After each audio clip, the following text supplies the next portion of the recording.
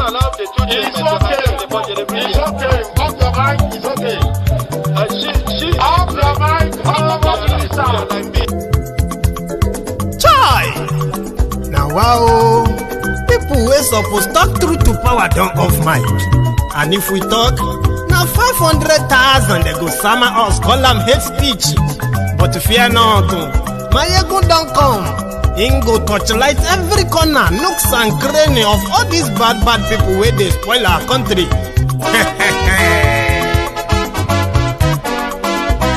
So my people make we laugh, oh, my ego don't come, oh, my people make we shout, oh, my ego don't come, oh, my ego don't come, man of the masses, oh, my ego don't come, oh, my ego diary politico, my ego don't come, oh, this one not the off in mind, my ego don't come, oh, and in the touchlight every corner, my ego don't come, oh, okay, some people be they holla say they want the power. Chai, them be promise us say we go get light and power.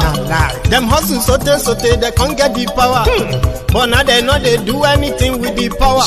Every day, dollar just they get the higher power over naira. See them talk say make we off mind, but thank God say my ego don't come. So my people make you ladder, my ego don't come, oh, my people make we shout, oh, my ego don't come, oh, my ego don't come, man of the masses, my ego don't come, oh, my ego diary politico, my ego don't come, oh, this one not the off in mind, my ego don't come, oh, person where they do evil, no one make person talk.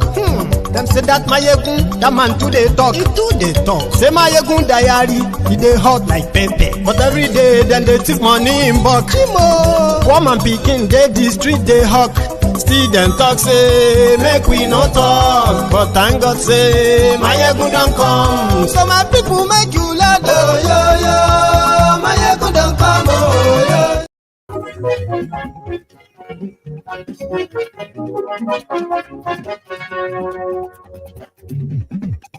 Hello there. Ayégun làwa mọ̀ làmọ̀ tó dòdòdò.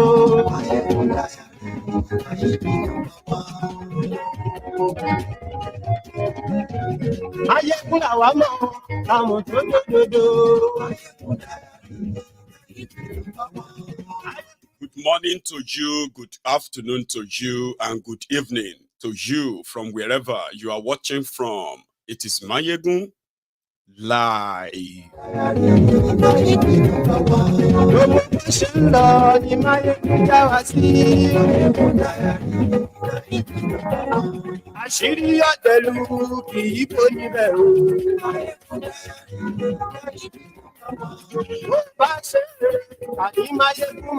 Thank you so much for joining me. Please let me know if the audio is perfect, okay, just before we get fully into it.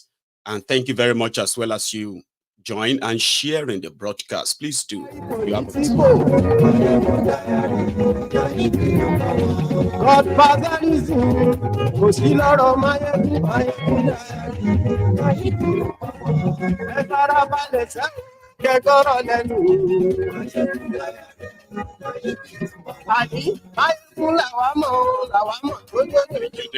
share this broadcast. Invite your friends, invite your not so friendly friends, and tell them that Mayegun today.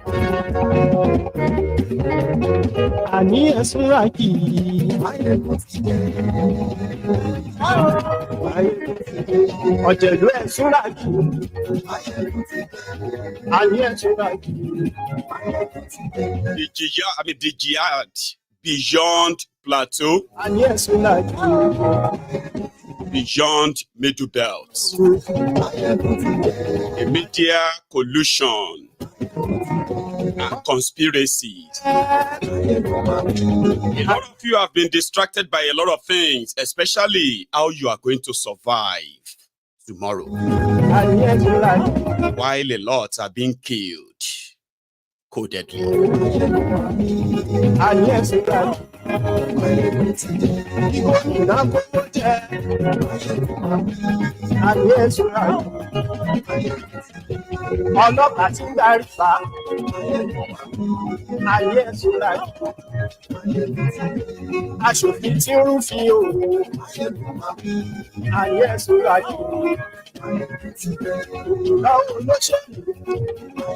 are other follow-up stories too. Please share the broadcast. We are starting in a minute.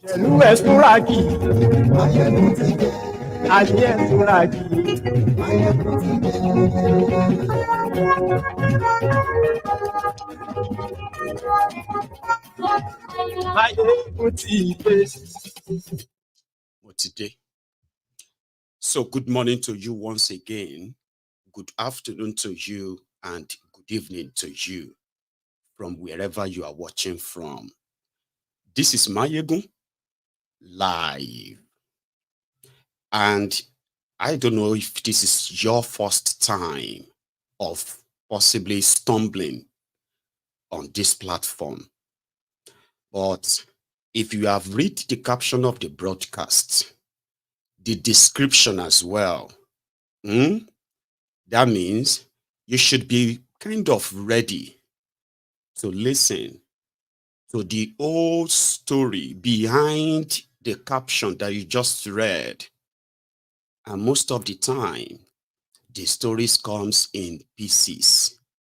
But there's something that you can be very much assured of tonight or this minute, and that is your time with Mayegun this hour is going to be worth it. Also, just before we delve into it, when you talk about Nigeria, there are some people who want you to do so, like walk on an egg shells. So which means you have to be very careful and all that.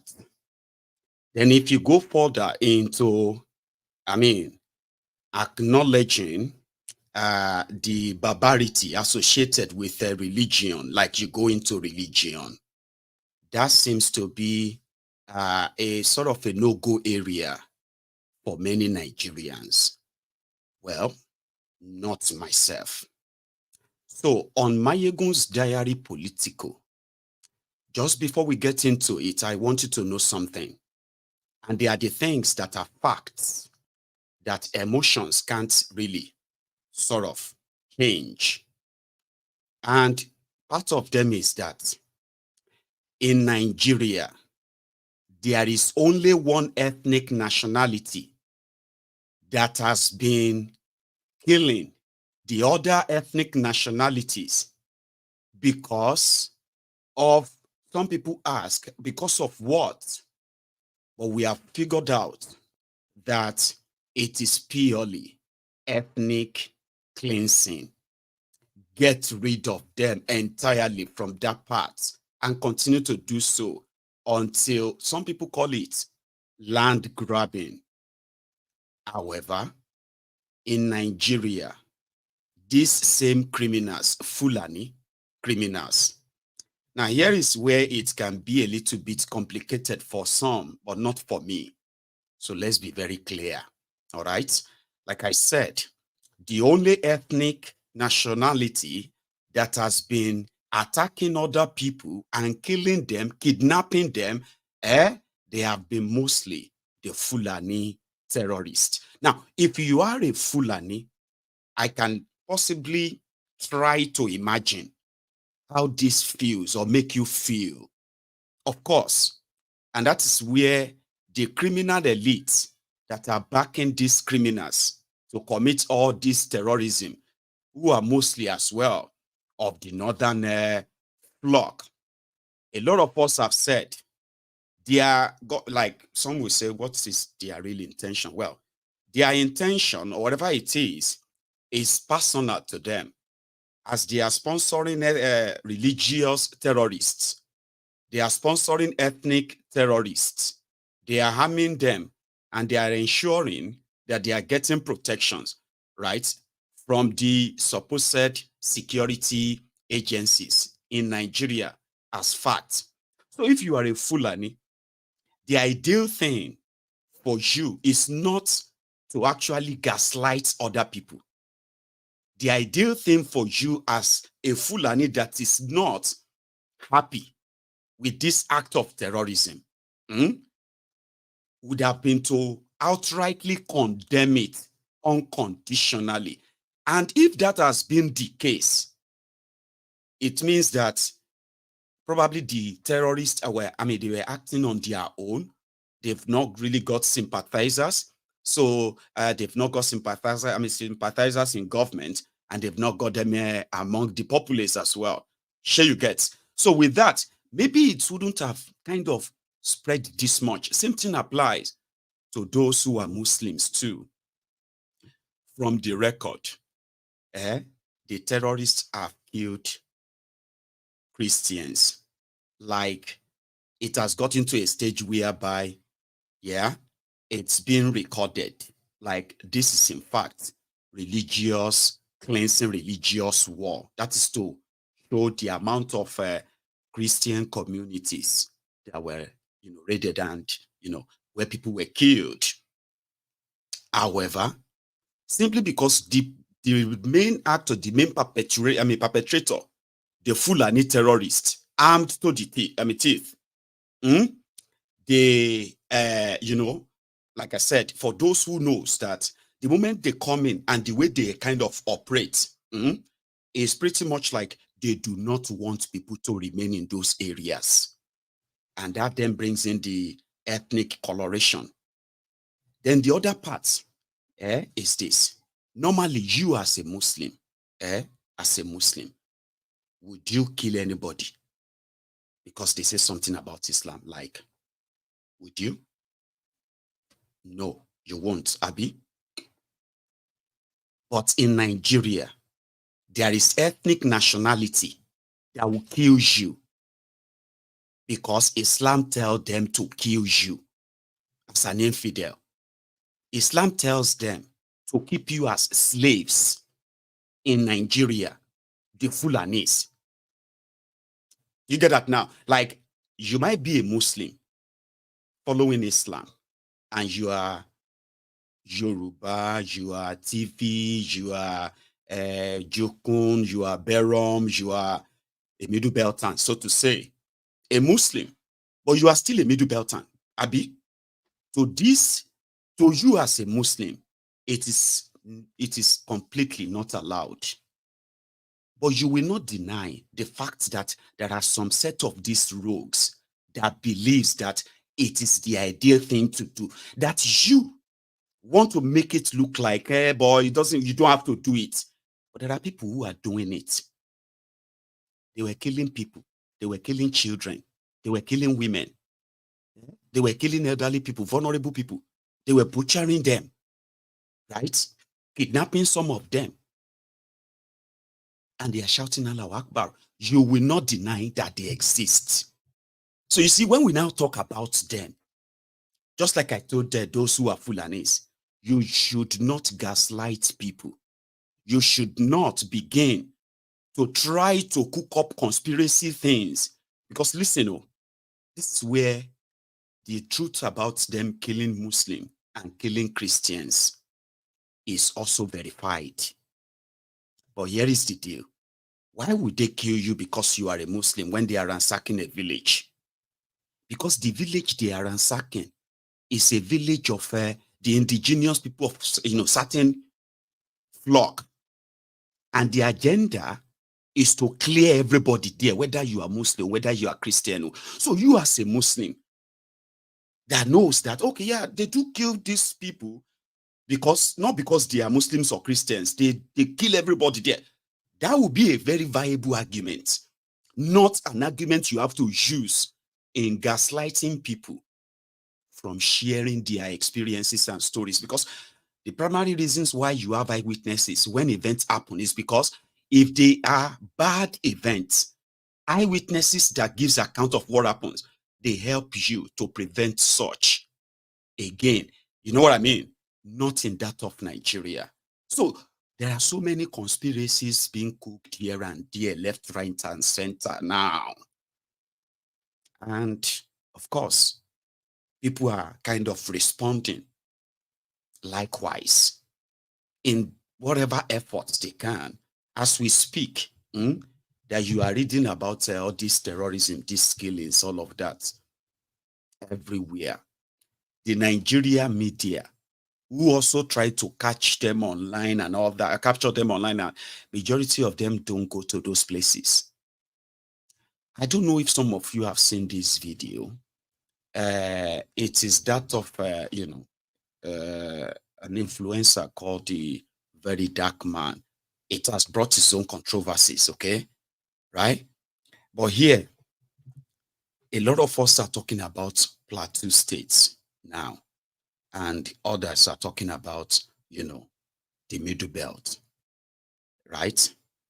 But you see, in the last 3 months alone, the activities of these terrorists, especially outside the middle belt where they have been actually committing genocide. I'm going to show you something. So relax. Other places, I just got to hear that in Ondo State, the Fulani terrorists, they have overpowered the Amotekuns in some part of Western Nigeria. In Ondo State, some part of Ondo State, they've overrun them. In Ogun State, in fact, listen to this. So, in Ondo State, some people are already relocating out of their communities simply because they are not allowed to defend themselves against the Fulani terrorists. No, they are not. And at the same time, there is no real help coming their ways. So some smart ones who believe they are smart, they are already abandoning those communities and moving their families to at least some urban areas. True story. In Ogun State, they have overrun about 4 local government areas. When you hear the local governments like Imeko Afon, you're hearing like a Yewa North, a Yewa South, and all those kind of a part of a Yewas there. Some people have left the communities completely. Here you get. And guess what? They have become like open field for these Fulani terrorists and their cows. So let us kind of roll it back a bit. Like I told you, you will need to understand what is really going on other than what they want you to be seeing. And you get to know we are not paranoid. Okay?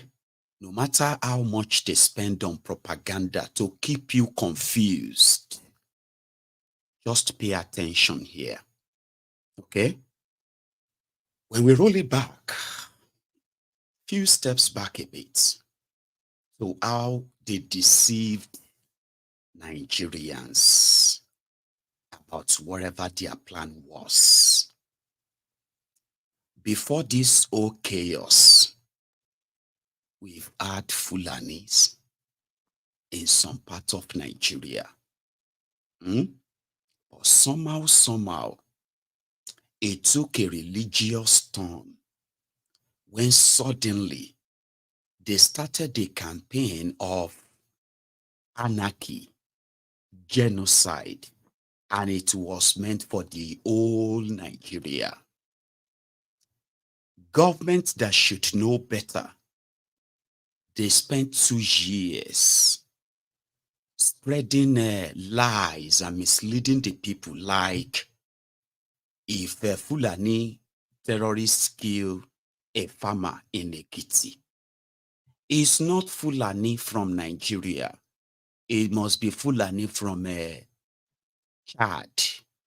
Government of Nigeria was saying that, according to them, because they didn't want Nigerians to see Fulanis as enemies. So anybody who talks about, if you get killed or kidnapped, you are not allowed to say it's Fulani, even if it's Fulani terrorist. So for sometimes they now devise means of what they called dissolution. The idea is, if a Fulani says this space, they are there, and they don't want you anymore, you cannot tell them to leave your forest or what have you, right? Let them be. Let us negotiate peace. So people are leaving their communities, going into the forest to go and make peace deals with the terrorists that have decided to kind of be there. In government, they were trying to make laws, guys. And the law was that for peace, for all of these Fulani killings to stop. This was like about 7, 8 years ago now. That's why I said, let us roll it back. How did we get here? Buhari's government decided to cede all of the waterways in Nigeria to the Fulanis. It sounded like, oh, does that mean that if I'm a Fulani, I can just go there and I'm the owner? No. Again, this is why I said a lot of you who are also Fulanis, who probably feels powerful, it is because you are ignorant. None of this work for any of you ordinary Fulanis. You see those who are in politics and in different positions, right? Especially who are Fulanis. Some of them who are your role models, okay? Whatever deal or whatever agenda that they kind of have with the terrorists, that they do not have the political will to crush the terrorist.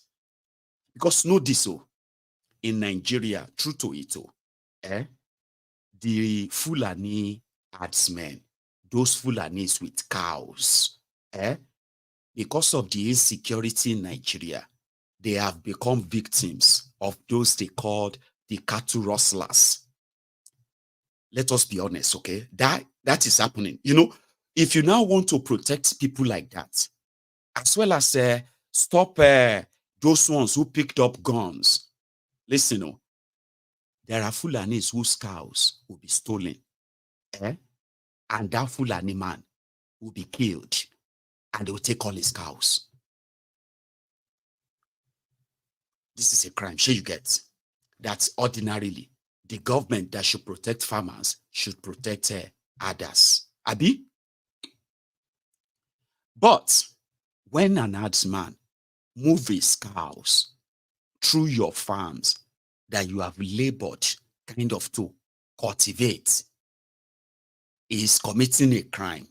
Abi? And the law should also do what? Deal with him. Things escalated so quickly because Boko Haram, a Fulani man, took over power. Jihadists, who are Fulanis, Kanuris, Hausas, and the rest of those ones who are Islamic jihadists, who took chance and took place in that power, decided to push an agenda of land grabbing through violence. First, they will be using violence to begin to wipe out all of the people, little by from village to village, and from town to town, little by little, as they are wiping them out. Those ones in government, they will pretend like they are trying to stop the violence. So to now have peace, you see the areas they have killed the people and sent them to refugee camps, they will occupy those spaces. They will appoint a leader. That leader will now meet with other people from other communities. They will say they are doing peace meeting. In their peace meetings, you see the villages where people left as refugees, they do not return them back there. Majority of the refugees you see everywhere, they are far, far, far away from their places. But the politicians are making peace by saying, now you need to go and meet the terrorists who committed the crime to make peace. So this time around, if they have cows, they can, they can kind of feast everywhere, including your farm. So in order not to cause another, don't try and come and fight them back for those places. For now, let us maintain peace. They said they will not kill again. If all of you are not planning to come and attack them or fight back, guess what? Attack them or fight back. Listen to this. How could somebody who came and then invade my community, killed my people, burned down the entire, what do you call it, structures that they could find there. How could I make peace with that without you returning, without them being taken responsible for what they have done, and then you returning me back to my stuff, right? No, they started making laws. All the waterways in Nigeria will belong to the federal government of Nigeria. And 50 miles from those waterways. Because with that, they can resettle some of these murderers. They can keep them close and their cows close to water. But we knew it wasn't about cows. Abi? Criminals, listen to this. So criminals attack an herdsman and his cow. They killed the herdsman. They committed murder. They stole his cow. How did that then turn to murdering the women and children in a village? How? How did stealing cows and committing murder by some people lead into, genocide, including women and children? How did they relate? That's where people are trying to say, do not buy into any of those narratives. Some of them are conspiracies put together. What is really going on in middlebelt part of Nigeria and so many other parts of Nigeria, as planned, is genocide. And it is ethno-religious genocide, ethno-religious massacre, ethno-religious cleansing. But some said, no, it's about their natural resources. No, it's not about that. One man, like Prophet, once told us this. You didn't like the way he speaks, did you? But his words continue to echo. I will start with this. Some of us were raised on pig milk. For how many years now? And you keep asking yourself, what is pig milk? Pig milk is mineral. The same milk that the cows produce in Holland can be produced in the zoo. Tell me the country in the world aspiring to be a member of the UN Security Council where you move cattle from place to place. I'm asking you a simple question. Show me a country that aspires to be in the 21st century moving cattle from place to place. Tell me they're grazing. Which country is that? Please tell me. All of you don't have any shame. The Holland that you get your pig milk from, do they move cattle from Rotterdam to Amsterdam? I'm asking you a simple question. But they produce the pig milk that you're drinking every blessed day. Why can't Fulani produce pig milk in Sokoto? Why can't they produce carnation milk in Kanu? They have the cattle. Before the white man came, did you see any Fulani in your forest? All these people talking rubbish about movement of cattle and movement of... I'm asking you, before Britain came and handed over Nigeria to Fulani, ask your grandfathers, please, or your grandmothers. Ask them. All this nonsense we are hearing today in this so-called one, I want to tell you the dangers of one Nigeria. All this nonsense you're hearing today about one Nigeria, Fulani in our forest, Fulani in our village. Before the white man came, did you see Fulani moving their cattle all over the place? Did we not have meat to eat? They will answer these questions for you. Because sometimes in Africa, we don't reason very well. The way we reason is disjointed. It is disjointed. I can't understand for the life of me why, instead of them to waste all that money arming and equipping this Janjaweed army Mihetiala to come and conquer you and I, why don't they open a milk factory somewhere in the north and bring the milk down south? I'm sure Southerners will buy it. After all, pig milk comes all the way from Holland. Pig milk all the way from Holland. Now you understand it. Because of the way you people reason. Why can't you produce? Is it difficult to produce milk? The same milk that comes out naturally from the udder of the cow. Why can't you can it somewhere, pasteurize it, and send it to people to eat, to drink, or to do whatever with? All over the world, that is what is happening. In fact, they produce so much milk in Europe that they pour it away. 21st century, you are moving cattle, driving cattle, Nama, from over 300 miles claiming Yoruba forest is a place for you to be in. You want to relax in Yoruba forest. Every Nigerian is free to live anywhere. And do their business anywhere, yes? But when an Igbo man tries to sell beer in Kano, you destroy it. You destroy their businesses, you destroy their hotels, but you can come down to the south and live anywhere you like and grace anywhere you like. And you're telling me that is a country, that is one Nigeria for you? No. I know they spent a lot to make you hate that guy. And some of you still have some hatred left inside of you, of him. I mean, for him. You didn't like the way he was talking. It was insulting you. Some of you did not even know how they managed to incite you against his messages. Because if you listen to his messages, you go there angry about Nigeria all the time. Nothing will make sense to you. They spent a lot. Have you seen how the Fulani, those ones who claim to be educated, the Fulanis on social media, have you seen the way they react when they hear the word Nnamdi Kanu, ESN, IPOB?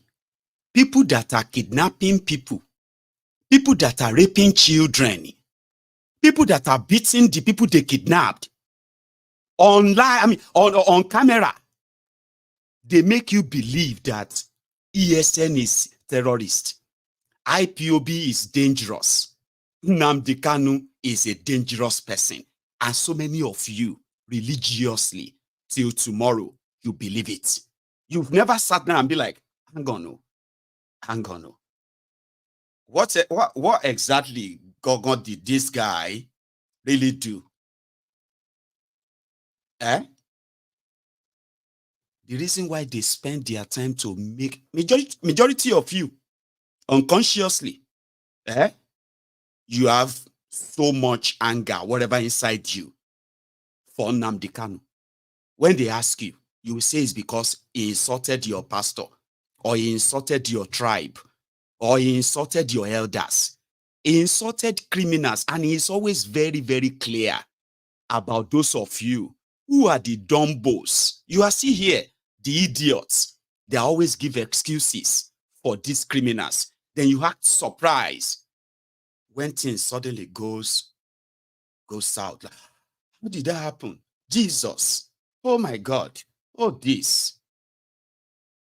I'm going to keep that video. I'm going to replay it before we leave tonight. So this young man went to that Jos, by the way, and some of what he said here have been debunked. I will let you listen. And I want you to look around and tell me that the Fulanis who are killing people in Nigeria, they are doing it for what exactly, other than what you have been told. On this, I'll start. Let's get it. All right, still in Bogos, where those people, Bokos, were in Jos, where those people came to attack those poor people. If you remember the video again, where they were pulling a child from behind his dead mother and his dead folks, you understand? So this is where it happened. Now, let me tell you what's funny. Bring the camera down. This is tin. This is tin. These are minerals. Look at it on the ground.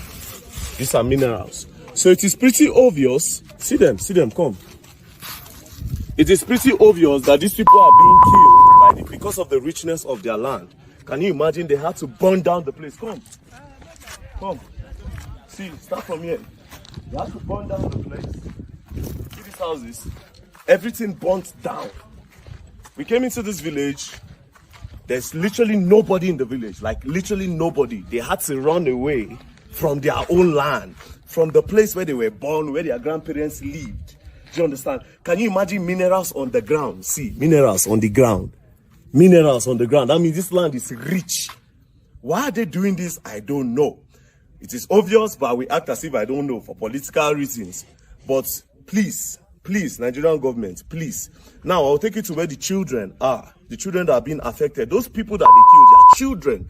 I will take you to the IDP camp where they are. If you see them, then let's not even talk about the ones that are in the hospital without hand and legs. because of insecurity in Nigeria or because of greed.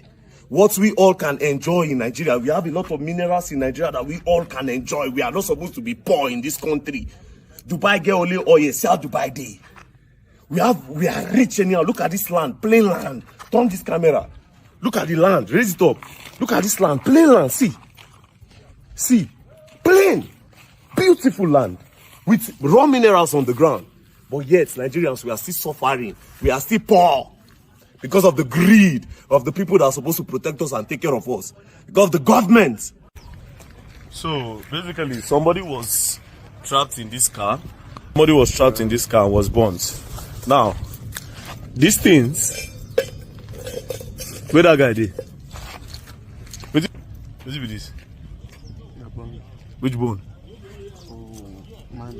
Human being bone. What I'm holding now, according to this guy that was here, have you put your face? I know if you show your face, now I just show only your body. So according to this guy, say now waiting. Bones, human being bone. So this is the car. The person was, and as you can see, this is somebody. This is a human being bone. These are bones of somebody. But this is very dark, man, and I'm out here in just Boko's local government, yeah? Boko's where the attack happened. So there was an attack on these people. Everybody that you are seeing here, they are not random people. These are like people affected by the attacks that happened on the 24th. It happened on the 24th, 25th, and on the 26th. So a lot of them didn't have the opportunity to do Christmas because of these attacks. And what is funny is that I've done a little bit of investigation. I walked around. Some of them are staying here, and then some of them are staying in this town. Let me see the zinc houses. This place, and then behind. Now come back. So what's going on is, first of all, this is a very big community. How many community was affected? About 28 communities, am I right? About 28 communities were affected, where a lot of houses were burnt. These are like normal people that they go about their day, they make the Irish potatoes that you eat, they send it from here and send it all the way to Abuja, you understand, for you people to eat and you enjoy your life, do you understand? Now, with these people affected, a lot of things that you see in Nigeria cannot be. Alright, so this is another community that was burnt down. Apparently, this one is even bigger than the last one where we were. No, sure. Take it around. Follow me. Show the houses. See livestock. Livestock are being left, abandoned by their owners. Come. See all these places. See people are. See their animals. See generator. Burnt. This place is bigger. Now, let me tell you what's funny. From the last place we were to this place, it's like we drove for like 35 minutes on a normal low driving speed. Now come. Apparently this whole thing happened in a day. They attacked different places in a day.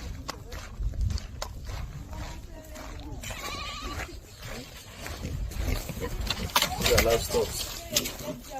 Tell people to care for them. Come. Sir? Why you rush this thing? I need to rush. You won't make a head for one side.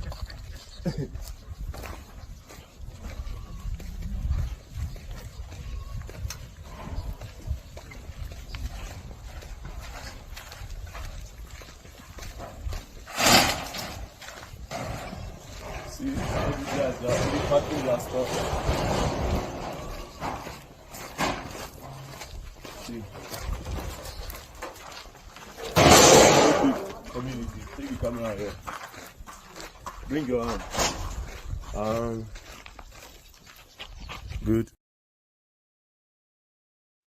I mean, number one, the real people from that community said, what a real dark man, I think that is his name, right? So they said what he picked up on the floor, I mean, on the ground, rather, that was in a tin ore, okay? So it wasn't like a mineral was there and all that. And they did not want the whole trajectory or the narrative to be like, oh, they come there because of their natural resources. No. The Fulanis, especially the Fulani terrorists, they are actually cowards. I will continue to say that to you. They are cowards. Okay? So they attack smaller communities.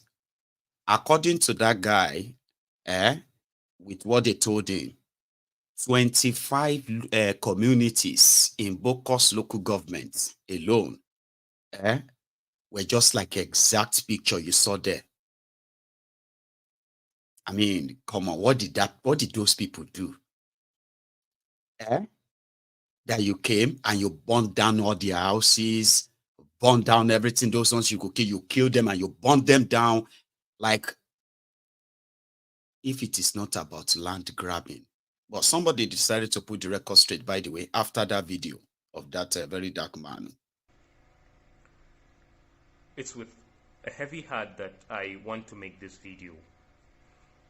A lot of you must have been following how determined the media is, especially pro-jihadist media outlets like Daily Trust, to tilt the story, to spin the narrative into something it is not. And unfortunately, we have a man who is having a lot of followership on social media, the very dark black man, spinning out another narrative in a certain language that makes it sound as if he is sensitive to the plight of the masses. Whether he is doing it deliberately or he is being used ignorantly. But I want to say this, and I would say it clearly. The story, the narrative the very dark black man shot out is a falsehood. It is in a series of media stunts by the jihadists to divert the attention of people to something that is not. There is an Islamic jihad going on. It is leaving hundreds of Christians dead in the middlebelt after every attack. Prior to the Christmas Eve attack, over 400 people were killed on the Plateau by Fulani jihadists. And the only arrests that were made were that of people of the same community by the military.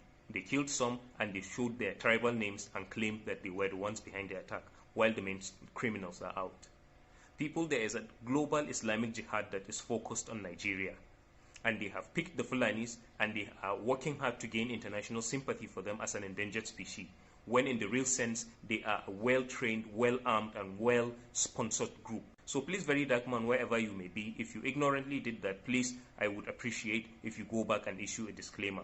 But your video is misleading. Your video advances the cause of global jihad. If you want to have the blood of those people on your hands, go ahead. But let us discard such media stunts, especially the Daily Trust, who chooses to make headlines that tilt the attention of people away from the jihad that is going on. So all God-loving people, all peace-loving people, all lovers of humanity, let us beware. There is an Islamic jihad with the sole aim of annihilating the Christian population of Middle Belt, Nigeria. Did you get that? So it's not different from what you know, especially those of you who knows. The Fulani terrorists, as well as the jihadist apologists, the ones that will tell you that it is the people from those communities who attacked themselves, killed themselves, burned their buildings, the entire buildings in all of the 25 communities. And when you ask, what are they fighting for? They will tell you, well, they have been fighting for land for years. So that they just decided to just extinguish themselves the same time. And then some of them also got kidnapped by themselves. Here is where you will know that indeed the Fulani terrorists and their modes of operation, their MO, is not different from that of Boko Haram terrorists. Take a look at this. What would you say Fulani is fighting for? That in Taraba State, after killing as many people as they wanted, they could kill, they also kidnapped 23 members of the community. When they got them to their camps, they allowed those who are Muslims to pay ransom. So 11 million naira was paid to them. And those who were Muslims were separated and they were released. The other ones who are Christians, including the village head, have been held back. What would you say Fulani is fighting for in Taraba, that they kidnap people? Sorry if you don't understand the language. It just has to be on the record, okay? Like I said, you may ignore other things that very dark man said, but you probably will never be able to forget the image that you saw, the buildings that were burned, and all those you saw. Would you call that misleading too? No, that is not misleading. That happened. But what is the idea behind it? Islamic jihadism. And this is not the first time we are being told. Some said their Muslim tickets is indeed built on this particular agreement of jihadism. And in Taraba, maybe, like I said, everyone is talking about Plateau, Bokos, and other places, Abi. What would you say the Fulanis are fighting for, kidnapping these people? What would you say? So, Sarki Bismillah, go. Come on, Kusa. Come on, Kusa.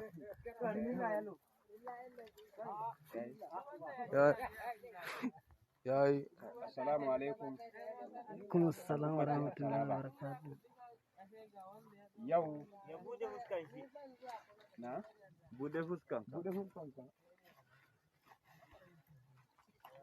Assalamu alaikum al'ummar jihar Taraba. Yau Juma'a.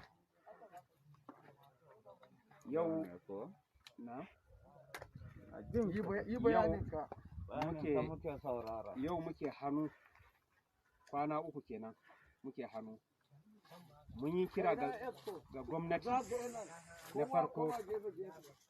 Mun yi kira ga gwamnati na farko da ta sa hannu ta kawo mana agaji ta ceci rayuwarmu saboda zaluncin da gwamnati ta yi ma wannan al'umma na Fulani. Ta ware su cikin al'umma gaba ɗaya, ta hana su zaman lafiya, ta kore su, ta kashe su, ta kwashe dukiyoyinsu, ta kashe dukiyoyinsu, ta sa su gudun hijira suka tafi kasan da ba nasu ba, alhali kuma su 'yan Najeriya ne, 'yan Najeriya ma su 'yan Taraba ne. Aka wargadar da su, aka kore su daga asalin inda suka sani, aka mai da su inda ba su sani ba. To ina za su rayu? Za su rayu ne kamar dabbobi? Su dabbobi ne, ba su da rayuka ne kamar mu. Don haka su suna kukan yadda aka walakanta su, aka walakanta iyayensu, aka mai da su marayu. Su ma sai sun ɗauki fansan wannan abin, ko kuma gwamnati ta kira a zauna tare a shirya, a tabbatar da cewa an daina warayya, an daina son kai, an daina cuta, an daina zamba, an daina munafurtan kowa.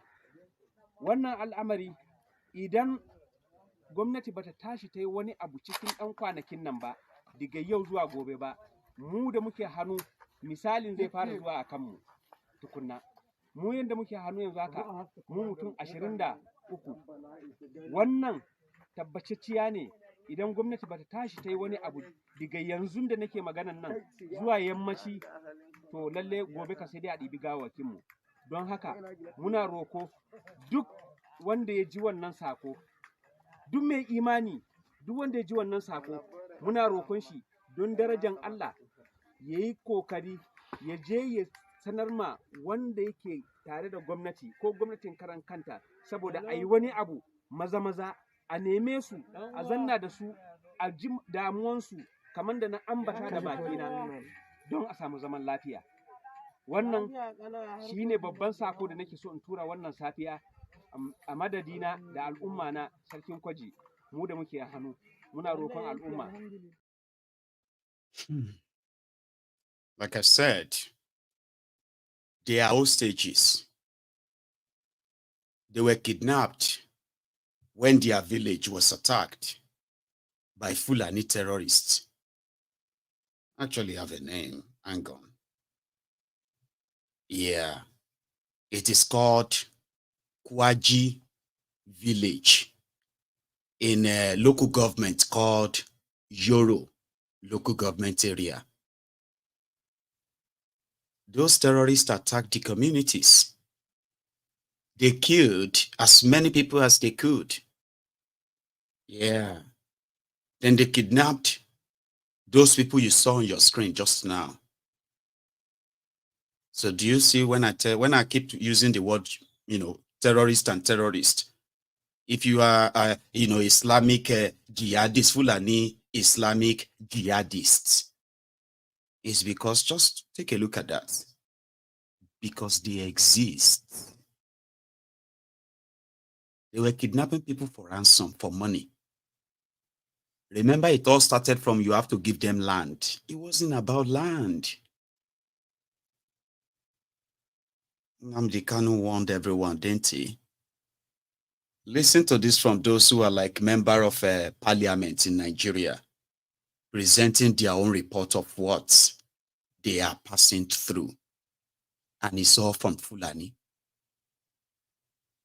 Troubling upswing in abduction incidents, particularly distressing, is the occurrence that transpired on 22nd of September 2023, when heavily armed bandits stormed off-campus female hostel at Federal University, Gusau, and abducted 40 female students. Mr. Speaker, out of these 40 female students, only 13 were so far been rescued by the military. Similarly, on the 17th of August, Mr. Speaker, 8 NYSC members from Akwa Ibom State were also kidnapped on their way to Sokoto State. And as of the present moment, Mr. Speaker, they remain in captivity. Also on that very day, Mr. Speaker, in Sape town, Sape local government, 6 people were brutally killed and dozens were taken to hostage. Also in that Sape again, Mr. Speaker, very recently on 21st of September 2023, a notable young businessman who is into telecommunication business, named as Anas Umar Wali Sape, was gruesomely murdered by bandits at exactly 8 p.m. inside his residence in Sape town. Mr. Speaker, this wave of criminality has since extended its reach into various communities of my constituency, such as Magami, Mada, Hain Alhaji, Wanzamai, Kwarenganwa, Enkuzo, Enwari, Mareri, Dampa, and Karazao. Mr. Speaker, worried that in my constituency alone, over 126 individuals were abducted, including 33 children, and tragically, more than 56 innocent lives were claimed, all in the span of these 3 months, Mr. Speaker. Mr. Speaker, observe that these great events have not only left a trail of sorrow, but have also sparked widespread concern and outcry among our constituents, where our people... True life story. The kidnappings are on record. The kidnapped, they are probably living on Tifnumbu's hope, like some of you are living on his hope, hoping that maybe someday. Unfortunately, as they are there, some of you who are free today, you will become victims and they'll take you there too. That one is saying, I reject it in Jesus' name. I reject it for you too, but I wish that is the only thing you will need. Because can we say those ones who are in their captivity or those ones who are killed, they did not reject it in Jesus' name, Abi? They were Christians. They killed a pastor in that Taraba. A pastor, they killed him. They killed, like actually killed 11 people in that community, then kidnapped 23. This is Taraba now. This is not Plateau. Other places like Zamfara, where they kidnapped 40 students. Students from the Federal University, Zamfara, Biyinko, Guso. And you heard the guy, only 13 have been released. These two, from the mouth of those who are from the places, right? So here is another national lawmaker or federal lawmaker. I represent the entire people of Gusau's IP federal constituency. Mr. Speaker, I am from Zamfara State. Mr. Speaker, I have 2 amendments. Number 1, the heading of the motion. The heading of the motion call on the Inspector General of Police to intensify efforts to secure the immediate and safe release of 7 abducted corps members and 40 female students of the Federal University Gusau in Zamfara State. That's number one. Also goes to the prayer. Urge the IGP and their security agencies to intensify effort and deploy personnel to secure the immediate and safe release of 7 abducted corps members and 40 female students of Federal University Gusau who are still in captivity in Zamfara State. Thank you, Mr. Speaker. That's my amendments. Any seconder to that? To amend the prayer so that the two should marry together. Because all of them, they were in captivity. No. Your motion still stands, and your prayer still stands. What I mean, the abduction, there is corps members and the female students. So the motion is saying that the 7 corps members should be, the IG of police should intensify efforts to secure the release instead of only a town hall different from Blue. Bulaba. If you can't understand, just forget about it. We are talking about those taken by the terrorists. Somebody is telling you that you have Fulani phobia.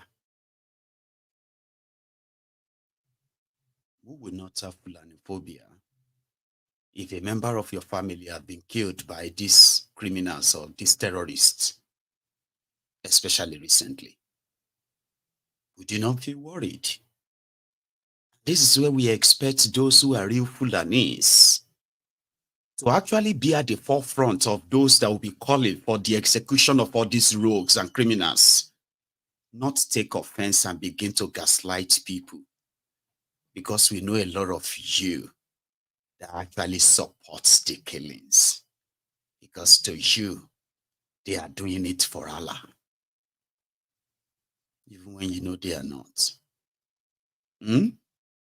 So let's go back to that Plateau. But before we go back to Plateau, you've heard about Zamfara. You've probably heard about that of Nasarawa too. You probably should have heard that of Bauchi, Yobe. All these places, they are killing people every day.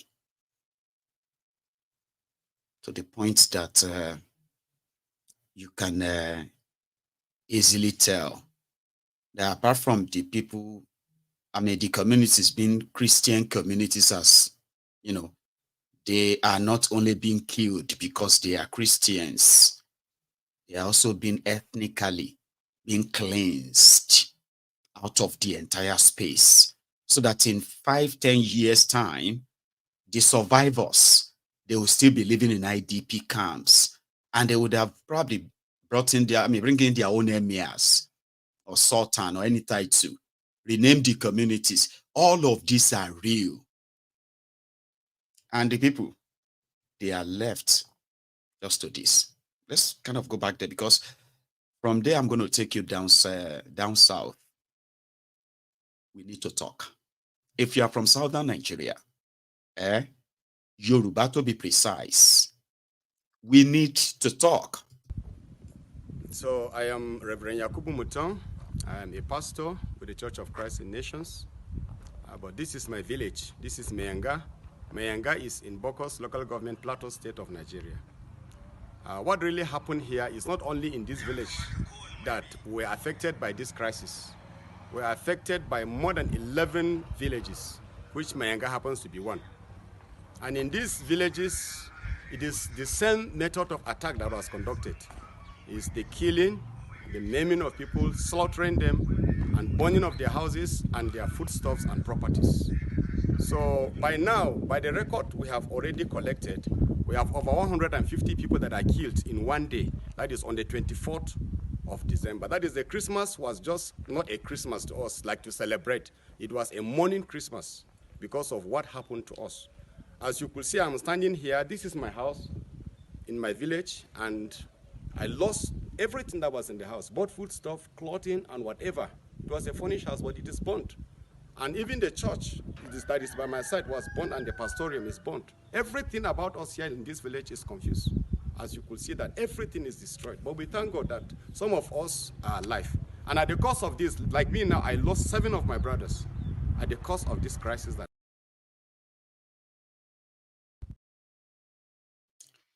and typical.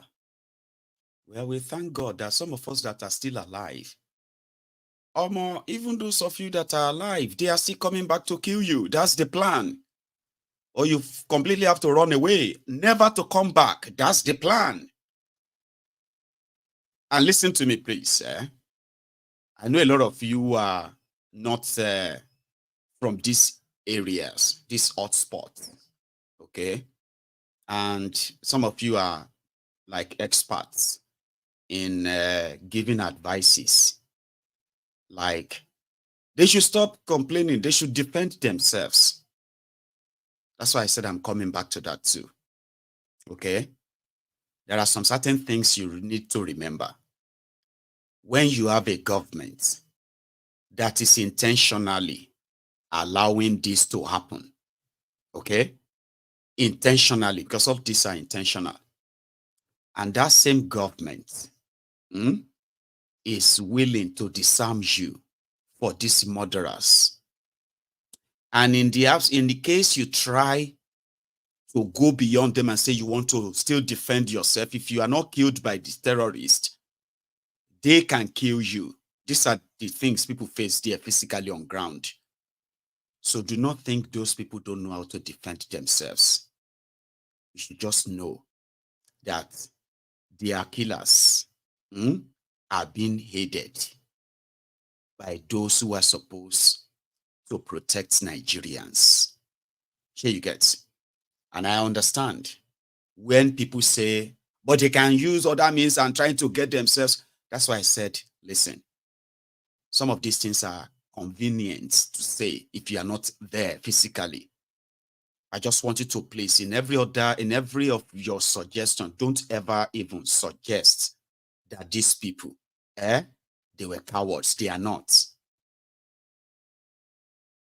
Just take a look around you.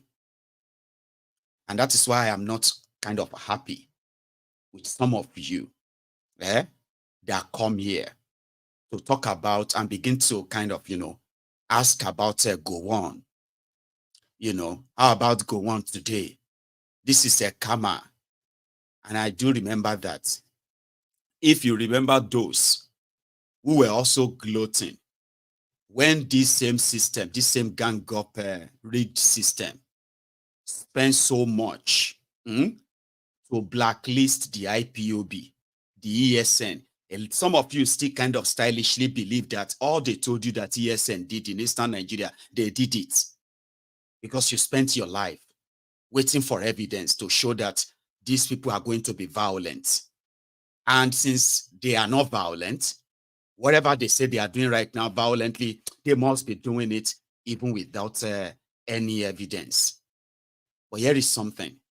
I have told myself this many times and I'll tell you again. So, when you read your history, I mean, our ancestors were not really really good people per se. A lot of them did what they had to do, according to them, just to survive. And that is why when you read all of the things our ancestors did historically, some of them you are proud of what they did. I'm proud of them and all of that. Some people walk about with the ones they are so proud of. There are some other dirty ones.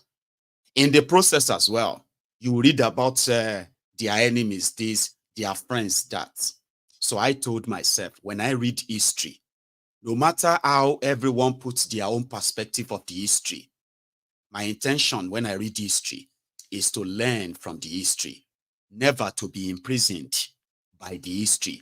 I won't read history in order to inherit the enemies of my own ancestors. I would rather learn, how did my ancestor fare when they did that? A lot of you have a lot to say about the middlebeltans. There's something you must remember. Majority of those who are now today the victims of the terrorism in the middle belt and every other part of Nigeria. I mean, majority of us were not even alive we're not alive to carry out any attack on ourselves, especially the Igbos, precisely. So if you look into your history and you feel so bad about what people did back then, you should not sit back in the current arrangement, sit back and gloat over it. Because if you pay attention very well, it is the same target, the same agenda against every one of us. And even though you and I were not alive, when they all kind of ended up in this contraption, you and I didn't choose this. We found ourselves today. You didn't choose to be Igbo. Do you know that? None of these people chose to be middlebelters and then their own, ethnic nationality as they are today. None of us actually chose any of this. So if we have anything to learn from our histories, it's never to make the same mistakes. When the entire criminal elite and political class of Nigeria ganged up against the Igbos, and that led to the genocide of over 5 million people. And these 5 million people were not even like killed, like, you know what I mean? Majority of us were not alive. So if we actually want to have a better or a kind of a clearer future for our own generations, I would say, it is not the ideal time, okay, to be proud of inheriting the enemies of your ancestors, because none of our ancestors was holy in anything and everything. However, in the middle belt, just like you have seen there, some believes that thank God that they are still alive. But the real agenda here is this. Today, just like they are from middle belt down south, the reason why they will want you to always be sort of, worried. No, that's not weighty. I'm looking for a word that is not too, too kind of heavy and it's not too light. You know what I mean? Like they want to put you in that perpetual fear of the unknown. And that is why they spend so much today. Not just today, they've been spending so much up till today. I think that's the right way to put it. Up till today, to make you believe that ESN, IPOB, they are more dangerous than the Fulani terrorists that are kidnapping women, raping them, kidnapping children, raping them, selling them off as slaves, ransacking villages, killing and massacring people. They want you to feel that, that kind of, just live in your own imagination of the unknown. So you understand what I'm trying to kind of say, right?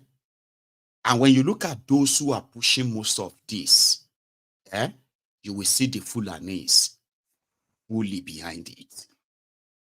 Until those who have their own political hatred for the Igbos, I am talking about the Ronukus, including those of you who are watching me right now, who are members of the Yoruba Ronukus, the Tifnumbus gang. Oh, I actually have something for you. And it's like for everyone too. Talking about don't inherit anyone's enemy if you are thinking you are fighting for a just cause, no matter who you are. When you are a Fulani and the Fulani terrorists are doing all this terrorism, you will team up with others and say, listen, we know all these terrorists. They might be like us, but they don't speak for us. They don't represent us. We will never leave our own places and begin to kill people in Edo because we want their land or something. No, we won't do that. These are enemies of Nigeria. We encourage all of you, Nigeria, to join them. Not going to gaslight other Nigerians. I say, so you don't like Fulani. It's because you hate the Fulani. It's because you hate Islam. It's because you know what I mean? When you see terrorists who are killing people, simply because Islam told them to kill people if they are infidel, that is not the moment for you as a Muslim to begin to feel like, well, all of you are just people who don't like Islam. Yeah, but what about these guys who are doing all of this? It's not the right time for you to. You know what I mean now? Same thing that you are Igbo, or you are not Igbo, but you are not Middle Beltans, and you feel like whatever Gowon did, and the people that, you know, and all the atrocities he committed or allowed to happen, the generations that are now here today, that are now being hunted and slaughtered by these terrorists, they deserve that. That would be kind of like, no, man, that's cold. And stupid too. That's, to me, that's the way I see it. And it is also same thing as well, right? When you look at those, for example, if you are Igbo, for example, you need to caution everyone who feels like that. Like, come on, come on. We understand that, right? But here is the truth, right? We are all victims, Nabi. So when you now look at those who are shouting Ronu, Ronu, Ronu coups, there are some of you who are Yorubas, and you are watching those who claim to be Ronu coups, the Lagos Aboba coups, the Tifnumbus ass lickers, the bat idiots. Okay, because of Tifnumbu, they started the Igbo Yoruba war, Yoruba Igbo war. Okay, and you are watching them, you are seeing them that they are doing it. So it's these guys. So look at all this nonsense. Look at all this ethnic baiting and all of that. Or you become, I mean, you got offended when you read another Igbo person responding to another bigot. I mean, like Igbo bigot responding to Yoruba bigot. You are seeing that, but because you felt like that's Yoruba being insulted. So I need to defend Yoruba, so you jumped into it. You know what I mean? Like, it's kind of stupid, but people do it. You see, I used to like Obi, but when I look at all these Igbo people and what they are saying about my tribe, I just know that this Obi can never be president. You know, that kind of a thing, right? That's stupid. Stupid, right? Because you can easily tell. You know what I mean? Those who are possibly benefiting from the chaos, and you are just enablers who are enabling them. I say, welcome back to your senses. Now this or that. So when terrorists are killing people, when you see the real terrorists, you call them by their names. Fulani terrorists. Simple.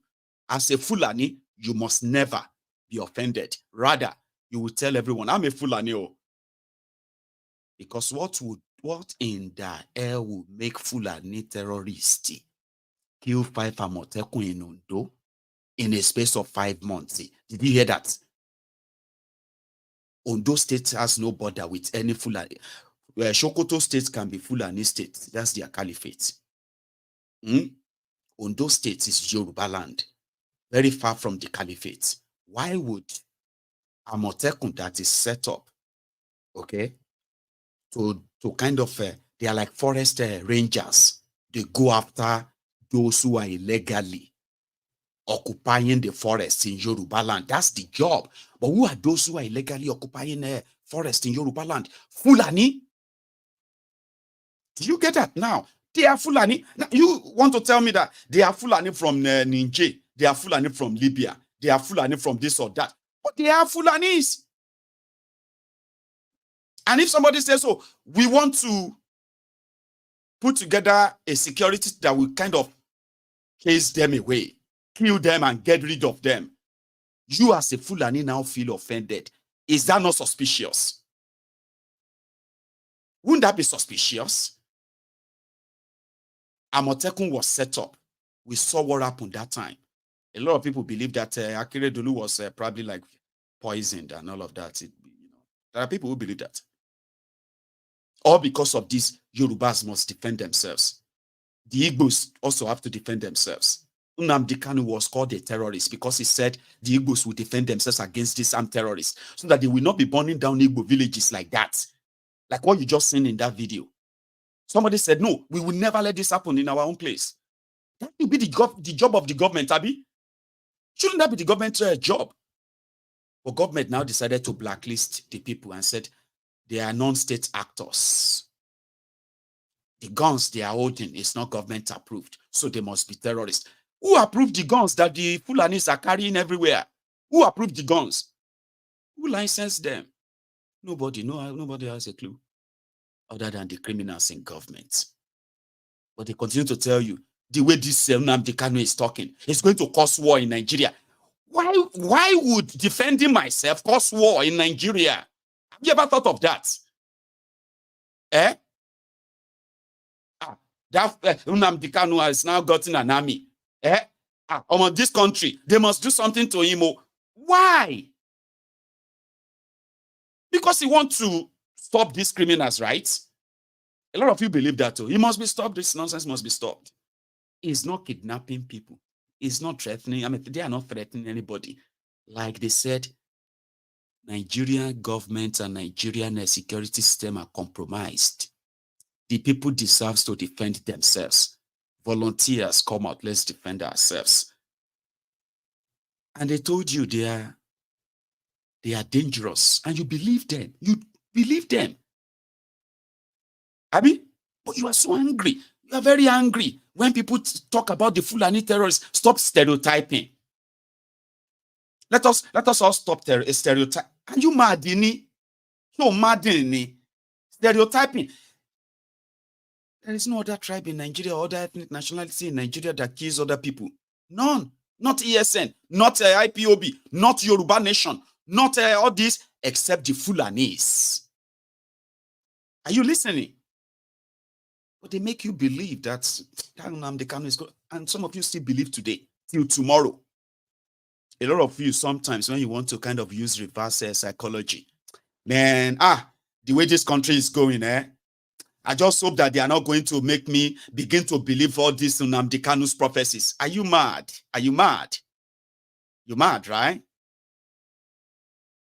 So you kind of heard those prophecies and you see them happening right now, but you are like telling yourself, man, this government is just going to make me start believing that all this Nnamdi Kanu said. No, that is not what you have problem with. You have problem with accepting the fact that it was right and he is still right. And some of you are asking questions today. Why is all this happening? Where is government? Somebody said the government is going to be behind it. You are going to be on your own. They will disarm you. You are just going to sit duck and get killed. Why would Fulani kill 5 Amotekun in Ondo? And why are we just hearing that now? The media. The media says the government will punish them if they tell you what is going on. Exactly the way it is going on. That will be violating the law of the media, the government's law. Really? Because that means the government is not really interested in whatever it is. You are on your own. Let's hope you survive it. And if you don't, well, that's going to be your own chance. Somebody said they had to move their grandmother from their own community just about 4 days ago or thereabouts. The community, the Ekiti farmers, they came out and they said 30 farms, which means probably 30 farmers. 30 farms have been completely taken over by the Fulani terrorists in Ekiti State.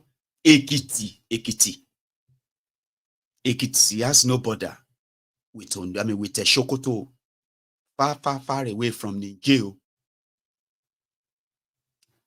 But Ekiti people have no clue or any idea what is going to be their fate, because the government gives no shit about them, and they know. Ekiti, but you can't talk about it, can you? Baba, I just read the report too that said in Yoruba land alone, we lost 4,000 farmers. 4,000 farmers. And the media reported it as farmers and others clashes. They died, got killed. And somebody is shouting Yoruba Ronu, that Igbos are coming to take over your land. 2015 to 2023, 8 years in Yoruba land, we lost over 4,000 farmers. And there is actually no real news about it everywhere. the areas like in Ogun State, the people of Imeko Afon, local government area in Ogun State, majority of the communities have become like that of Plateau State that you just saw. In fact, some of them were actually like packing and living completely. They were leaving their communities. In Ogun State, Yewa North, Yewa South, go and see what life is like for people there in the hands of the Fulani terrorists. True story, true life story. But a Yoruba man is being made to believe that Igbo man is coming to take over his land, and he believes it. He's so angry. The Igbos have no respect. Everywhere they go, they want to control everything. They are killing us. Fulani are killing us. And you, a Yoruba man, you are on social media. You are gloating over IPOB, over ESN in Eastern Nigeria. You are gloating. You are calling them terrorists. Fulani are killing us. You don't even know. You probably have no idea. That's the lie. Where did they keep 4,000?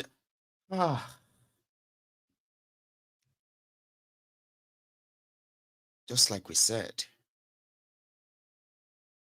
if it hasn't happened to me, it's probably not happening.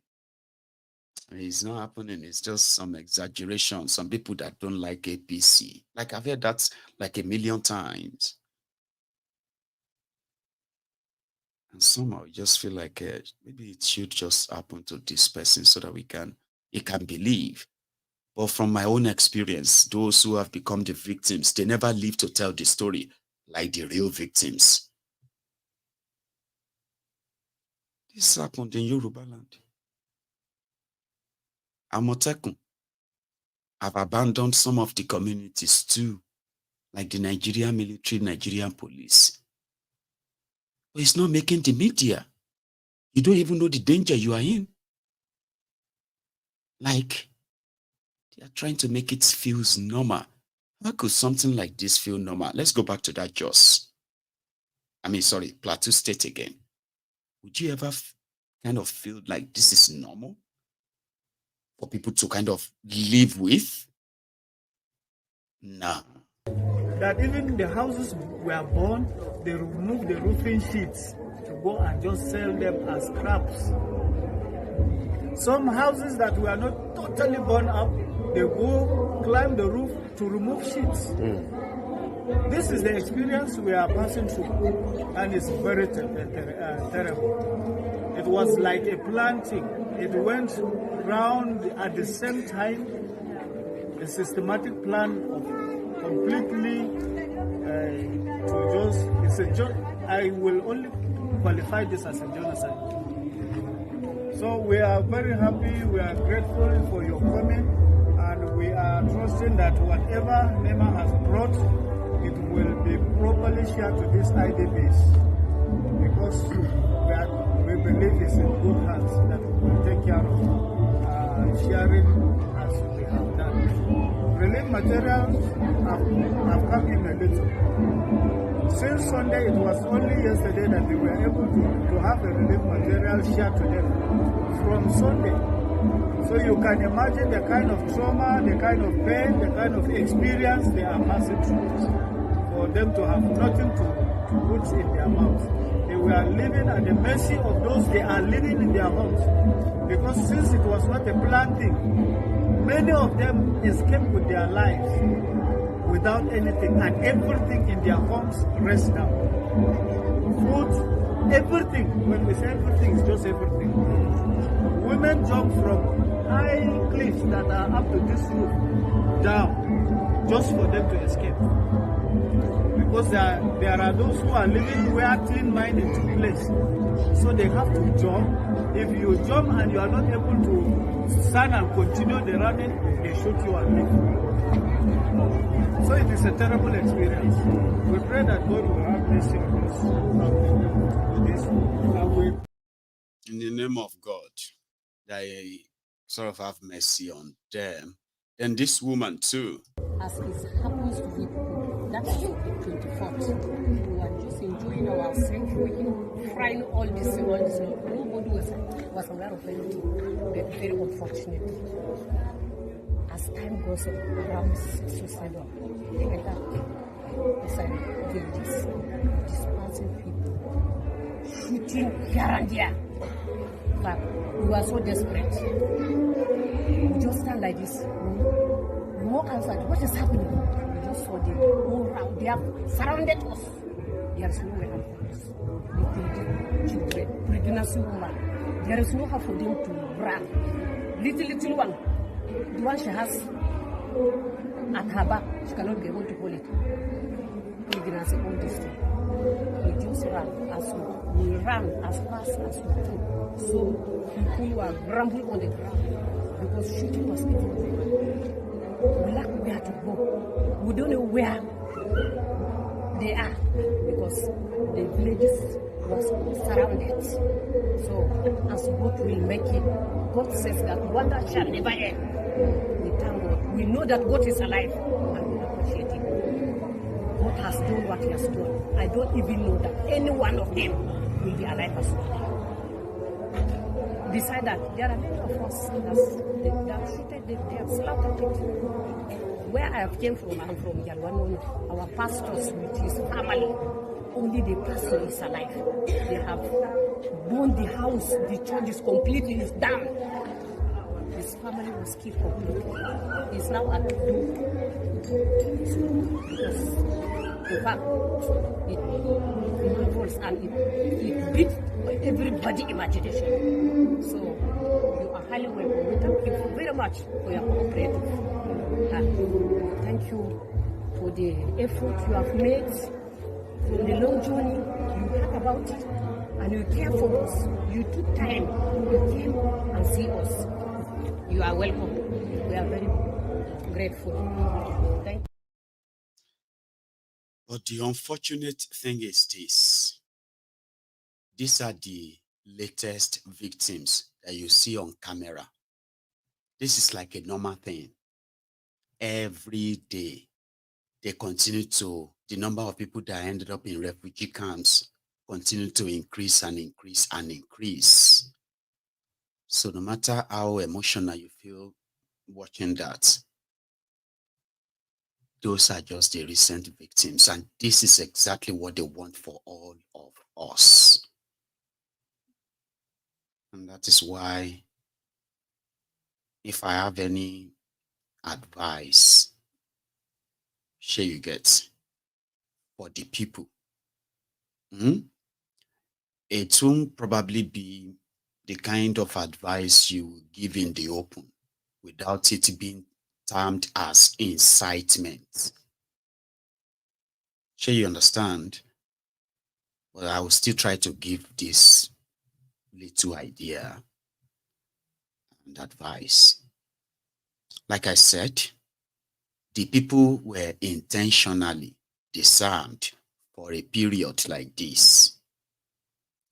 Their Muslim ticket agenda suits this murderous agenda. And to those of you who have been following Tifnumbu's fraudulent politics for a while, you kind of would agree with me, at least if you don't agree with me on everything, that Tifnumbu is a big-time fraud and everyone associated with him. Because you know what? These guys, for years, they were shouting restructuring. This or that, yeah? And as a Yoruba man that has been presenting himself as a progressive for a while, he was one of those who were opposed to the formation of Amotekun because according to him, it would offend the Jihadist North, the murderers, the terrorists. Anything that we put out an impression that whatever it is that is coming, the Yorubas can defend themselves and stand. that is going to be like an indirect declaration of war to say you would defend yourself. Politically, Tifnumbu ensured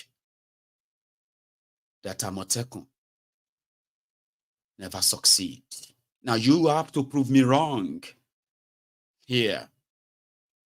These killings and murdering and all of that have been in existence for the past 10 years. The last 8 years saw even more bloodbath. And in fact, it makes it more clearer to people what is really going on. But a supposed Yoruba progressive is your president right now. And he is still giving orders to the military to capture the murderers, the killers, the genocidists, like Boko Haram also did. So if somebody tell you that it is part of their Muslim ticket ideal or what have you, it simply means that they have signed up that all of us should be killed. So do you now see the collaboration where there is never going to be any help from the government? Any attempt for Tifnumbu to publicly say, defend yourselves, Amotekun, this, even in eastern part of Nigeria, even the more reason why they will ask, they will want you to they were putting more pressure on you to agree with them that ESN and IPOB, they are dangerous, even when they have actually done absolute nothing to harm anyone. There is no proof. But you have the Fulani, Abi, and you have all the proof. But yet, you need to disarm the ESN. The southern politicians, the southern governors met, okay, on top this issue. And they said, we need our own security to fight these terrorists occupying our forests. After the meeting, the Igbo governors and some Yoruba governors, they make a roundabout turn, 360. They just went to bed. The cameras were off. That's why I will continue to sort of give somebody like Akere Dolu his flower. Sheyi Makinde, I always give him his own flower too. Who else was there? Just 2 governors in the entire southwest Nigeria. The rest were just there for the photo ops. Dubious Dapo of Ogun State, where the Fulani terrorists are already controlling areas that you can listen to this. Ungoverned area in Ogun State, Yoruba land. Fulani is occupied areas, ungoverned by the Nigerian government. But where is Amotekun in Ogun State? There is Amotekun in Ogun State, as you know, completely under what do you call that one? Under equipped. I mean, you know the long story now, Abi. When you go to Osun State, that share border with Oyo State, where these terrorists are so prominent that they even kidnap old women to rape old women going in smaller villages or outskirts villages. Cowards. Osun State has no real, but they do have their own Amotekun too. Are they equipped the way they should? Are they kind of really going after the terrorists as they should? I'm not saying they don't. I'm saying deliberately they incapacitated them. I mean, Sheyi Makinde is sort of kind of been in the news with the Amotekun as well, going after the real terrorists. I have seen few. But again, all of this were like underutilized, underperformed, under-equipped, all of this intentional in the entire Yoruba land. But what about the Igbos? It's even more ridiculous. And why they spend so much to kind of make you believe that ESN is dangerous, this one is that, and you believe them is because southern governors and southern politicians agreed to set up their own local security. Amotekun for the Yorubas, Ebube Agu for the Igbos. Only for them to gather political thugs, give them guns and other kind of a license to kill. And they called them a Wubiagu. They were not looking for Fulani terrorists. They were looking for ESN and IPOB members to either kidnap for organ harvesting or just for outright killings, or possibly just lock them up. It became a game to them. And the Fulani still kind of were wondering, how come that despite this work that you guys are trying to do to stop all this IPOB and ESN, how come there are still ESN in their forest? It is only in Igbo land where you have less existence of all these Fulani terrorists. Because it's like they know they are going to places where inside that bush, some people can show up and fire them before they even act. You get that? It's the only region where they know that those who have guns, they are using their guns. And most of them actually have the guns because of them. It is only part in Nigeria, in Yoruba land, where some people tried to still ensure that that outfit was put in place. We lost 4,000 farmers, 5 Amotekun personnel in Ondo State alone. The guy even gave names. Let me see if I can pull them up. Here you get. According to him, he said, bandits are killing people in Oshe local government area every day. Oshe is in Ondo, Afon, Okeluse, Molege, Arimogija, communities. These are smaller communities in Ondo State. All those places have almost become ungoverned areas in Yoruba land. Ungoverned. There are people that are actually moving their families out of those communities. There are some certain roads that have become ghost roads in Yoruba land. In Ondo State, they mentioned one. Ifon, Akure. There are places, there are roads that are already turned into ghost road, because if you pass through those roads, they may never see you again. Because the Fulani terrorists might have taken you. All this are happening every day in Yoruba land. And somebody said, I am ready to use every blood in me to make sure that an Igbo man will never be president of Nigeria. They are so arrogant. They are a threat to Nigeria. A useless idiot says Igbo man is a threat to Nigeria. A useless Yoruba man, because of the Fnumbu. And some of you believe they are actually saying that because they love Yoruba land. The same Yoruba land where our people are being really killed, and they are burying the news. They are burying the news. Ironi, I'm from Ondo State. All these things you are saying is not true. That is somebody who has never really been to any part where people are indeed asking for help. And because he himself is helpless, but all these things are yet to happen to him. Or are you trying to tarnish the image of Ondo? Are you trying to, are you dumb? Can't you see? Can't you look around you? Somebody said there's a jihadist on. I'm going to leave it at there. So for those of you, my advice is this. There are so many of you who are actually like, former soldiers, former police, like former armsman. Or maybe even still active. At this point, now go know how some of the real help can get to your communities. This time around, you should know how the terrorist actually operates.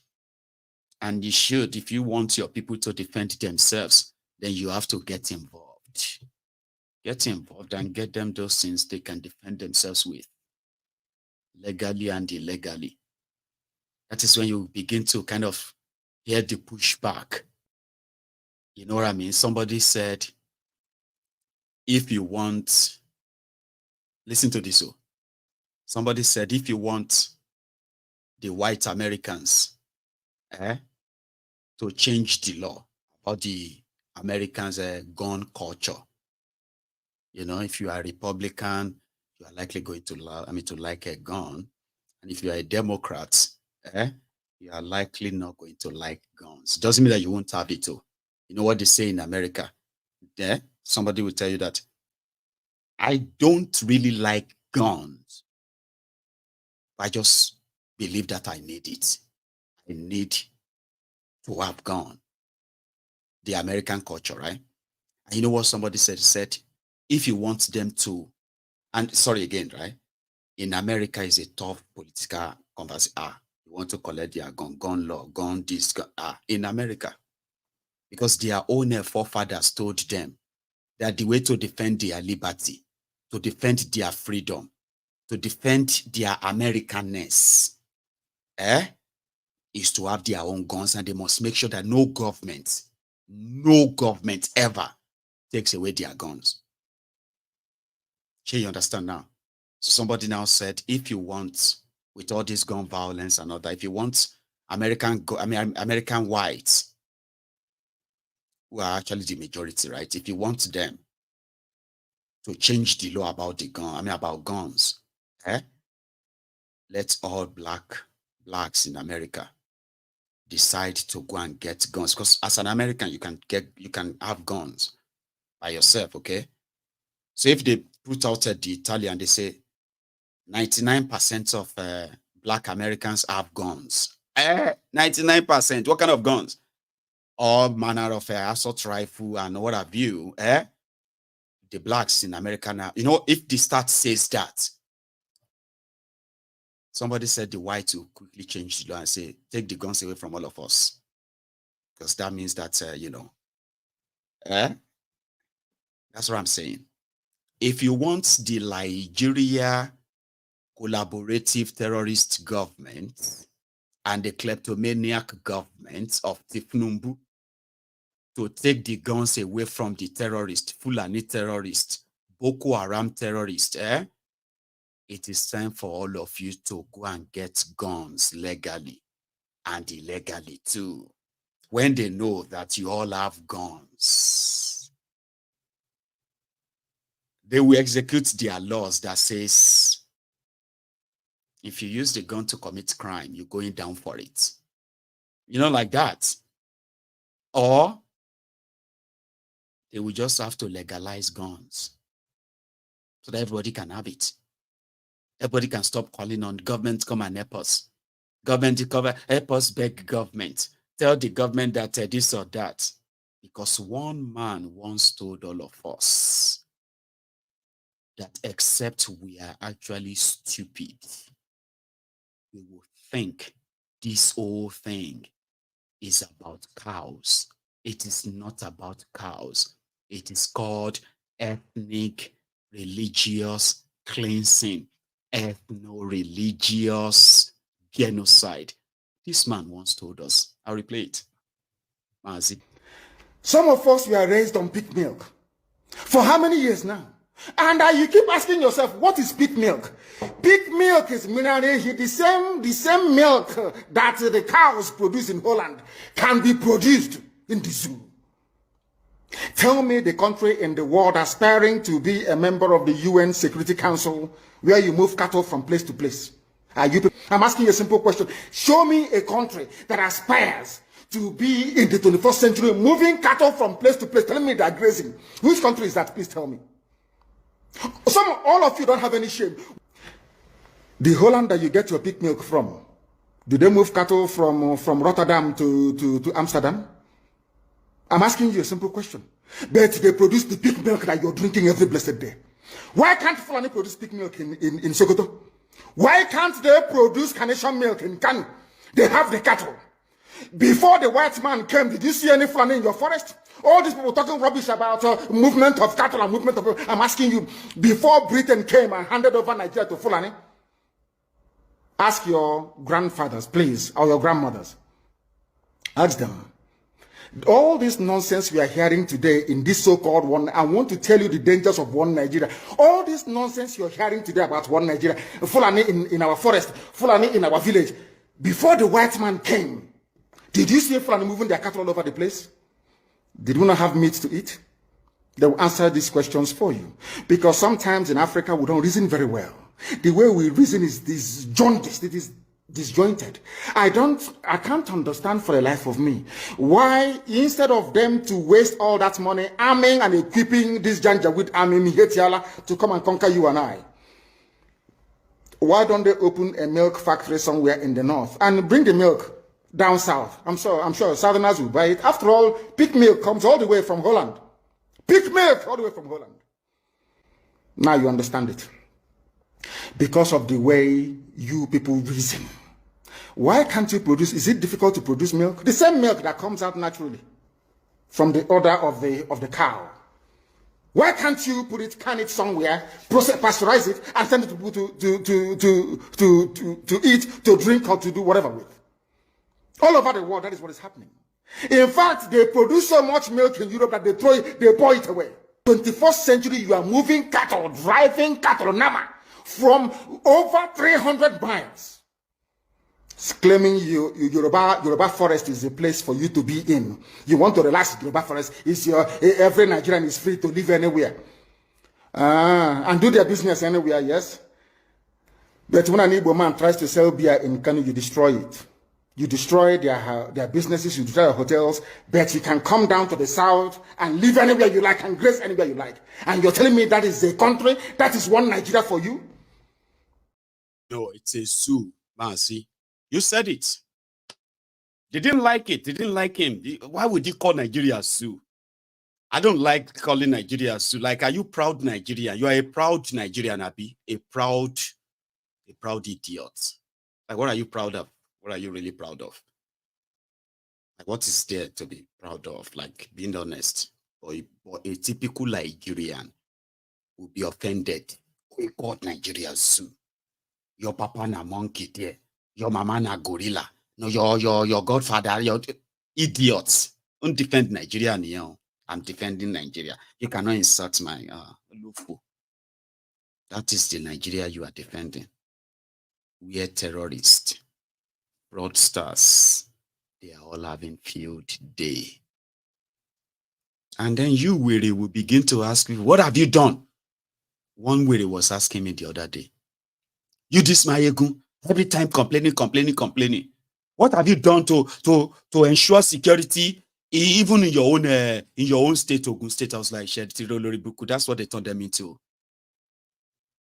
Because he wants to defend his murderous criminal leaders, is asking me, what have I done to provide security for the people? Like it is my job.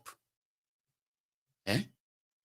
Some of you will not probably have noticed this. You should notice, when you complain about the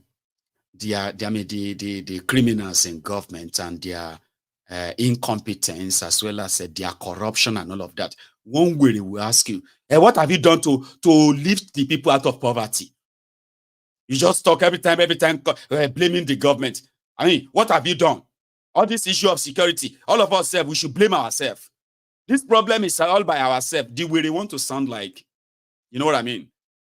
They're everywhere like that, but I know you kind of come across them a lot, right? So Nami go provide security for the people of Imeko Afon. I am the one who should provide this. What have I done to provide security for them? What do you think I can do to provide security against terrorists for the people of Yewa South local government or Yewa North local government? If to say you are not mad, like if person no get mental like problem, if person no be choke like mad person, what do you think your fellow person, human like me and you, could have done to provide security for the people of Yewa South? That's when you know that you are dealing with mad people in Nigeria. And Nnamdi Kanu said, there are mad people everywhere. I mean, there still are mad people everywhere.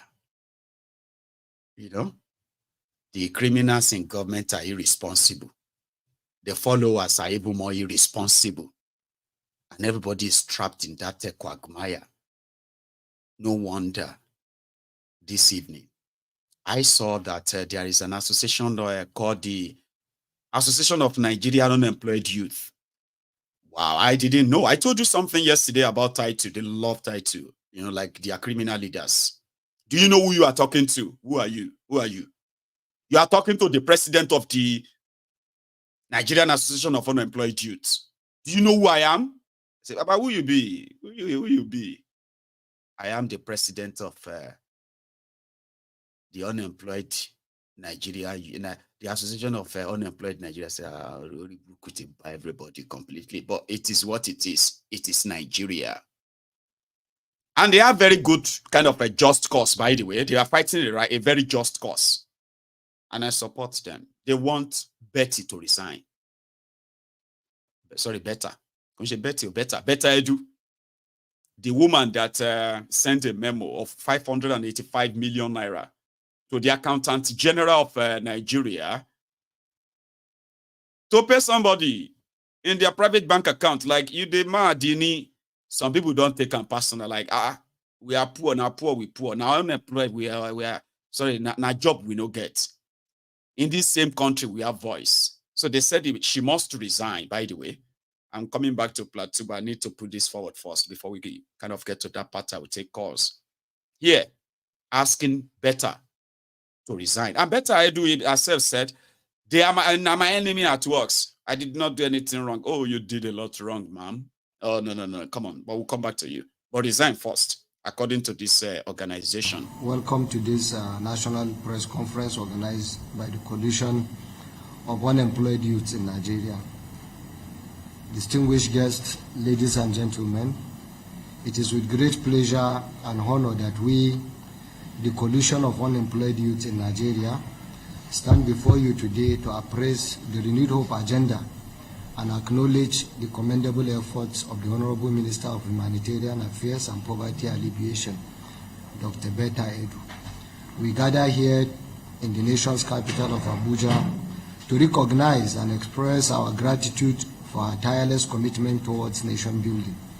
We stand here today not just on the soil of Abuja, but on the precipice of a brighter future, a future forged in the fires of hardship, tempered by the way. I think it's got this creepy sound there and all that. Okay, so they said those ones are the ones that defended Better and all that.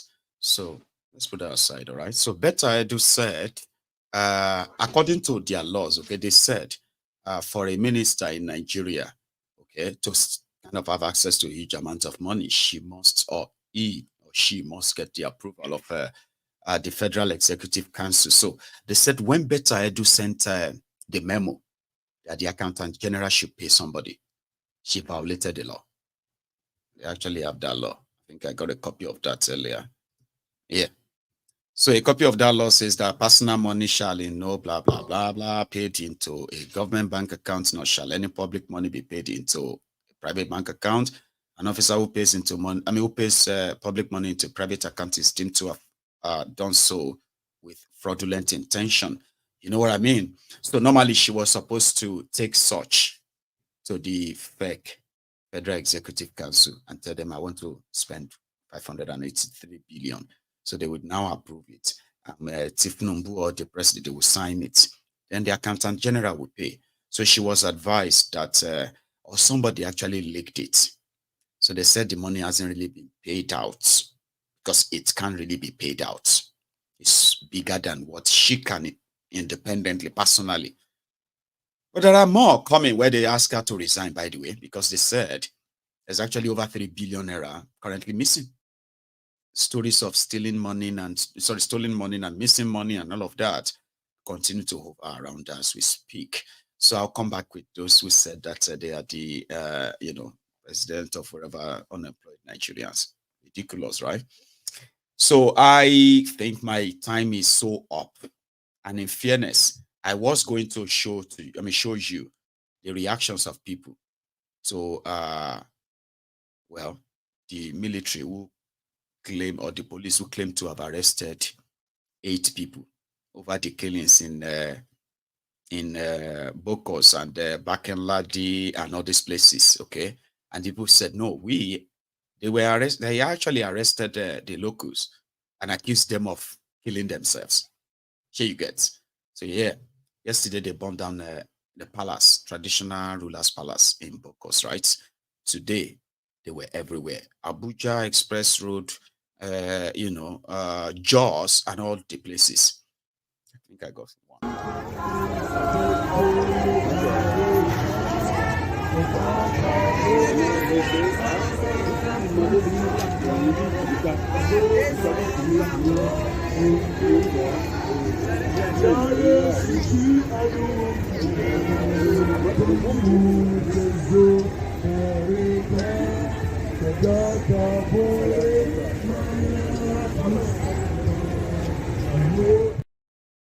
Because to them, this is genocide, and it is still going on as we speak.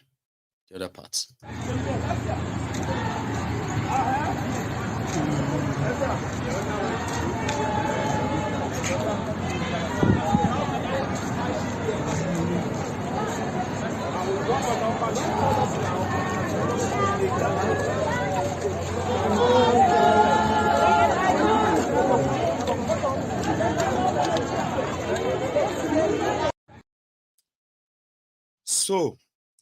So some of you who are looking into how you are going to support all the victims of all these attacks, you will be venturing into a very dangerous business.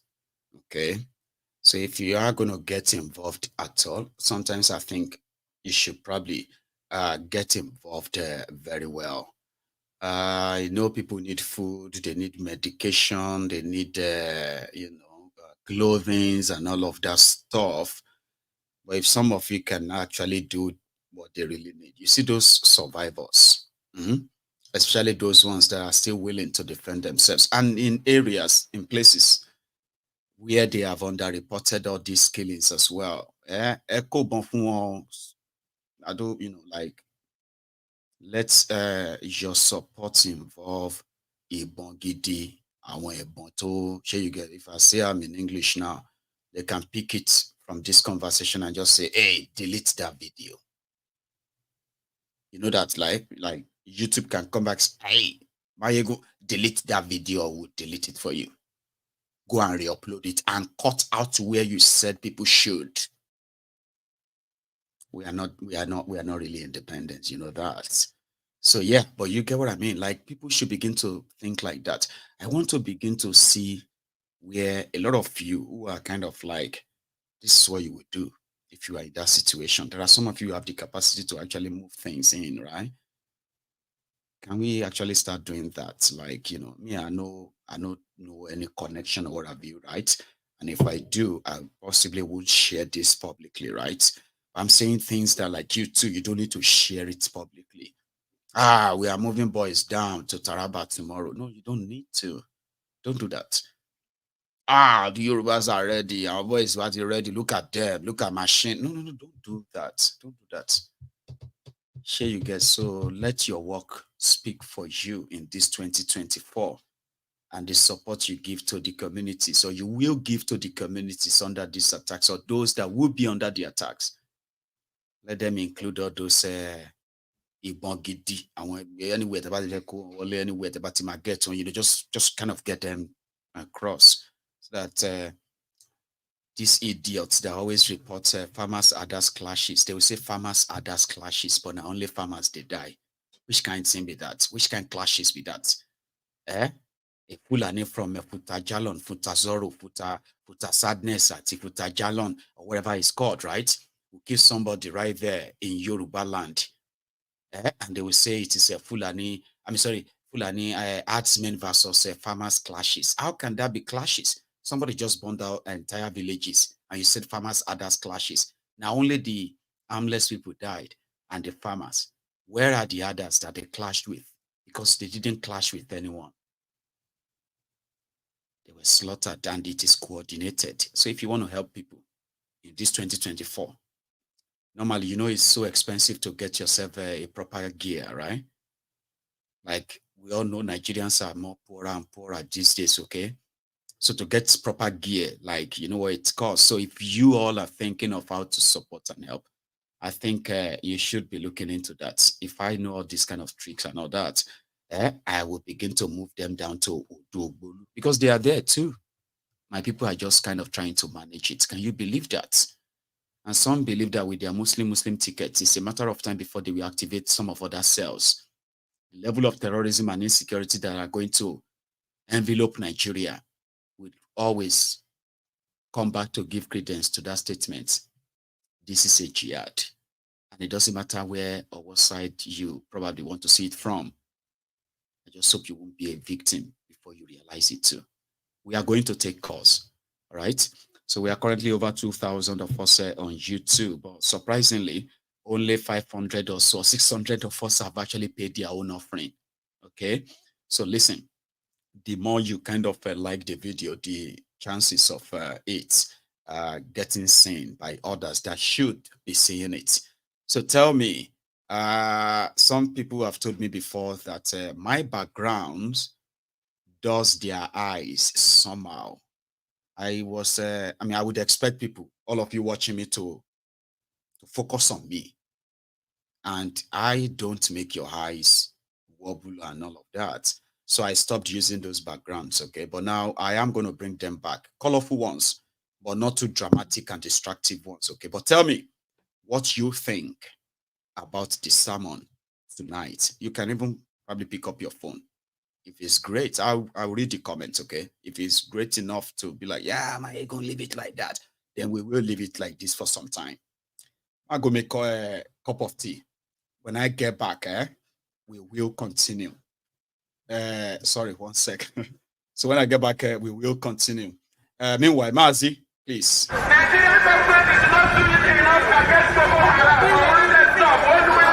name is Ayuba, and the reason why we're here today is to protest the killing of innocent women and children, and men for that matter, all over Nigeria, especially in the northern part of Nigeria.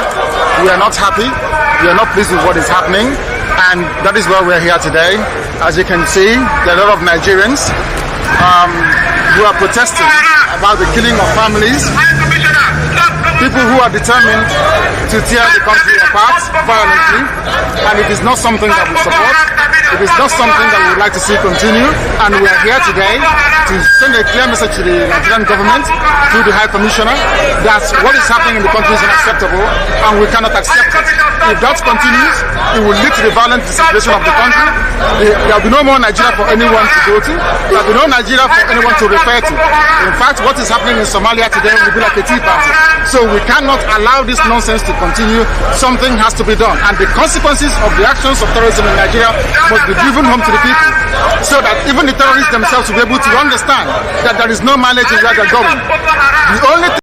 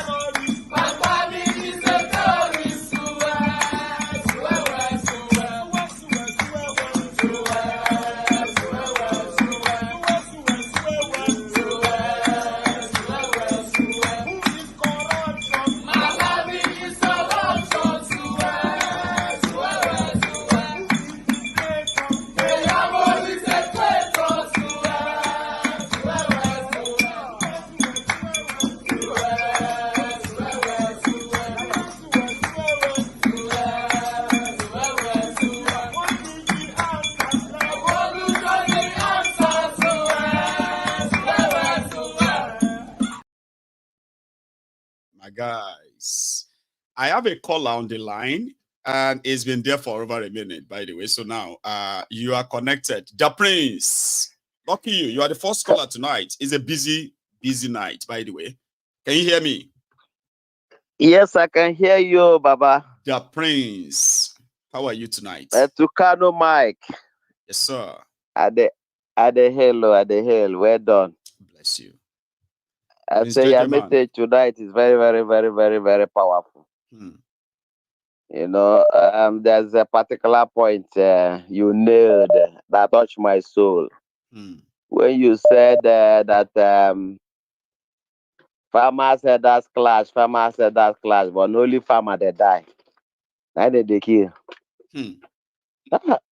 I said, I said, Babani, you hit this one.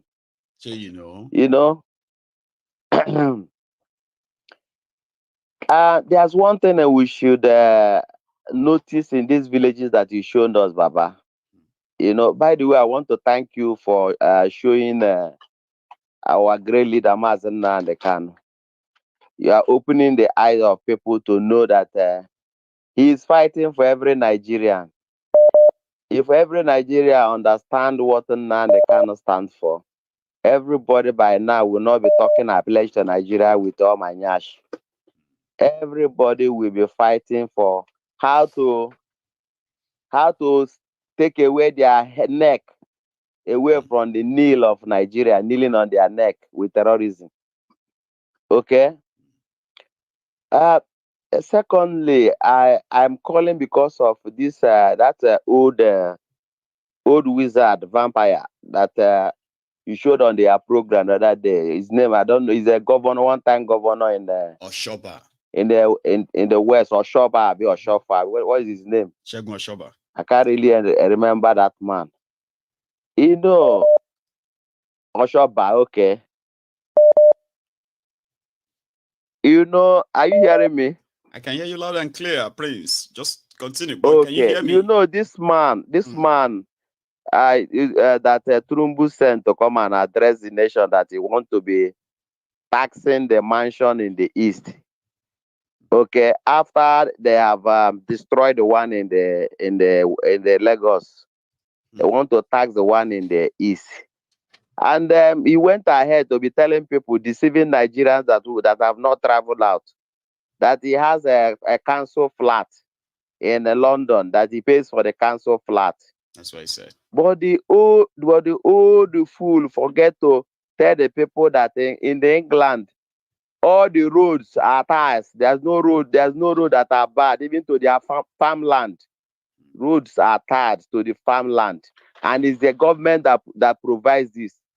In every home, even to their farm, there's pipe born water. Running steady. There's water is running steady. Good in their home. Connected. Taking everything out of He never told the people that there is a steady electricity for over 20 years, 30 years in England. The electricity is steady. There's no high voltage or low voltage. It's constant and steady. You won't. None of your electrical in the house will be blown up, and there's nobody to be held accountable. He never told anybody. If someone is paying tax, the reason why citizens pay tax is because government is providing the basic amenity. You understand? In Nigeria, tell me, the security is not there. The water is not there. The roads are not there. Even the council tax the way is talking about, it's government that provided a council tax and make sure that people have home to live. Yes. And the homes they paid instrumentally. Is the one you want to buy. He never tell people he's a one-time governor. You understand? But he want to tax the people that he gave £20. After the war, he's shamelessly old man that's wearing pampers. He do not want to tell the people that, these people that you gave £20, you want to tax them after you've stolen the land You are Bale in Lagos, the land that you sold. You sold, You know, you stole it and you came back to tell the world that is they built on pipeline. But you are the government in charge, or that is Bale at the same time that sold the land. You see? So you see that Agbaya. Yeah, he's a shameless old man. One thing I want to say on this platform, the Yorubas, my fellow Yorubas, good Yorubas, they should be calling this kind of old, foolish old men out, because they are causing, say as a Fulani today, in Nigeria, anyone who Fulani enter, they are suspect. Any village they enter now, they are suspect. Because even way after Buhari finish using them to commit all the atrocity, now see, because of on my mandate said that it's going to continue where they stop, they are still emboldened to be attacking people. Sure, you get it. You understand me? They are still emboldened to be attacking people in their villages. And now, mandate okay. They turn to man death now. People are dying of man death where they are standing. You see? So my Yoruba nation should be calling them out, because I don't want this kind of stigma, because finally Yoruba nation will come. I'm sure about that.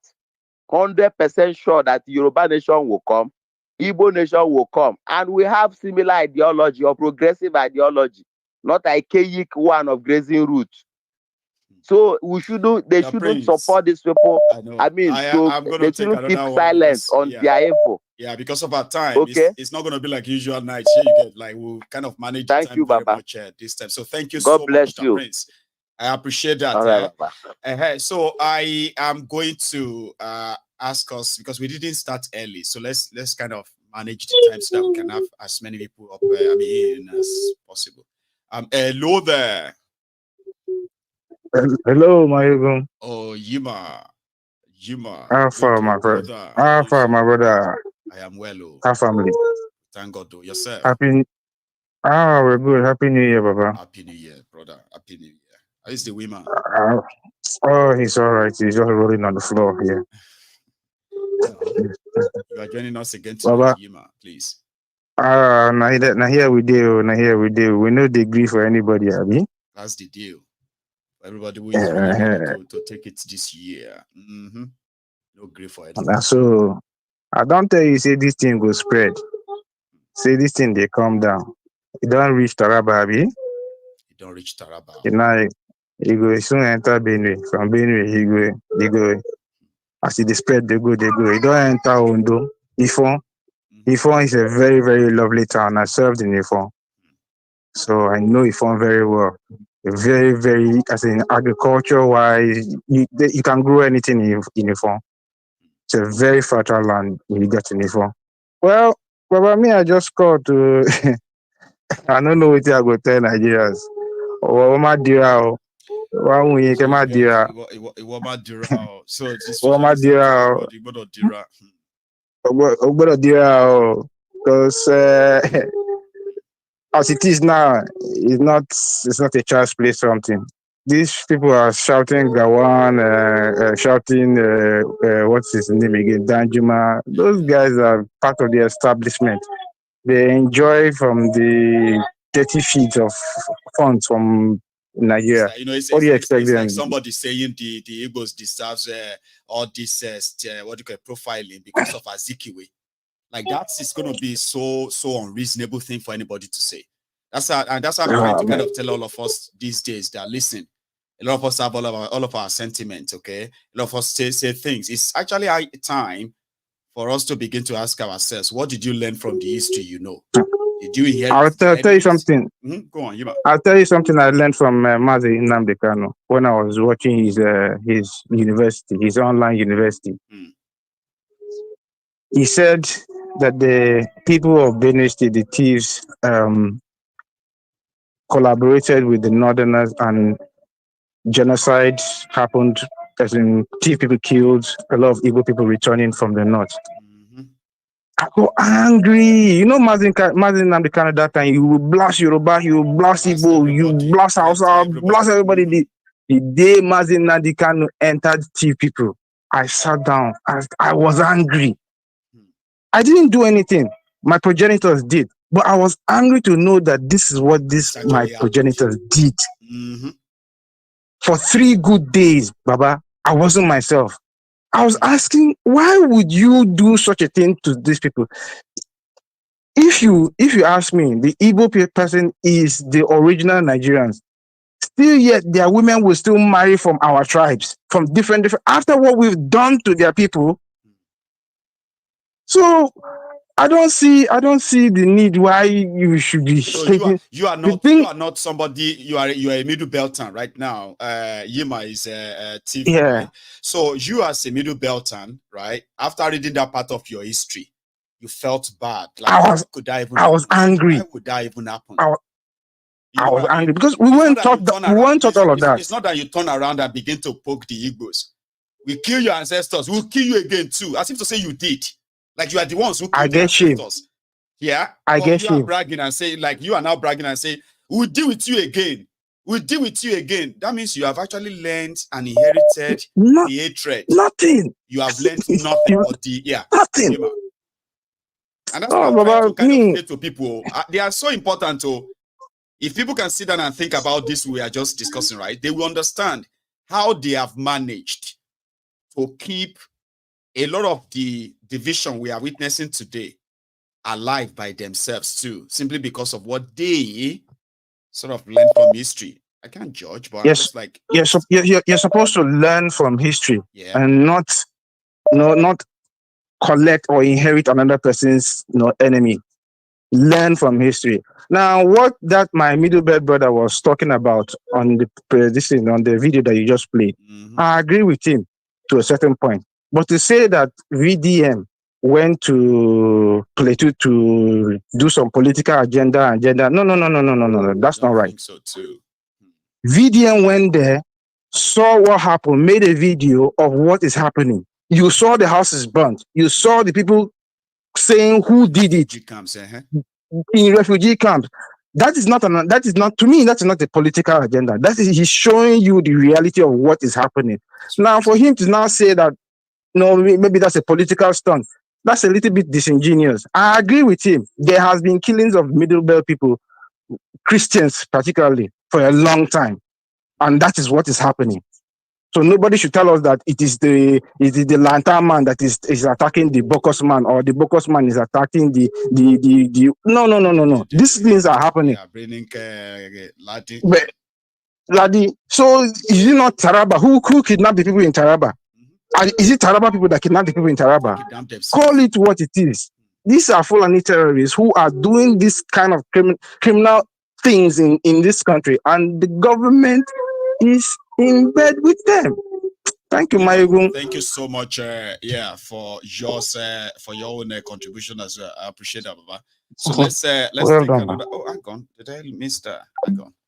Sorry, there is a caller there that I didn't tap well, and I bet I lost you. But here is another caller on the line. Can you hear me? Hello. Yes, I can hear you. Good evening, sir. Is that Celia? Yes, sir. It's me, sir. Bless you. It's evening here, so good afternoon to you. How are you? I'm well. I thank you. So I'll try to go through my points. Please. So that I don't spend too long. Yeah, then you can just comment after. Thank you. Right, so yeah, from my the call I was supposed to make yesterday, I was going to say Parfemi Falana has opened our eyes for those of us that are not sure that we have a right as Nigerians to carry guns. So I want to encourage Nigerians everywhere in the whole world. I mean, if you're in Nigeria, you have that right. Just try and know what you need to do so that you can have your guns and get them, and then get your weapons, whatever they are. And then talking about the Fulani, those people, I don't know if it's Boko people that were arrested yesterday for what happened in Plateau. Maybe they killed 2 Fulanis, and then those boys' names were mentioned, and then they were arrested. And then my question is, what about the so many hundreds of the Fulanis that went and killed almost 200 people? How many of them have been arrested? Why is it? Since when? And why is it this one that just happened? And already our boys have been taken. And then if there's a mutual respect between us and Fulanis, because like when I was growing up as a little girl, when we go to the village to see my grandma, I know we had Fulanis that they'll bring their cows to our farm and they'll use their donks to like fertilizer on our farm. And then there was that mutual respect. We buy food and from them, and we were even friends with a particular family and somehow preaching and stuff like that, not to go into details.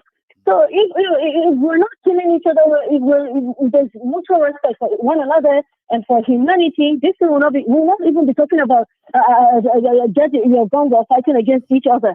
So, but if it has come to this, honestly, I'm not apologizing to nobody. If I have my gun, I don't care who you are. If I have my gun, I do not care who you are. If you stand on my way, I put a bullet on your damn head. Are you kidding me? I will not give back to a child. I see the child will bring the dead body to me. What's my baby? You know, pressure.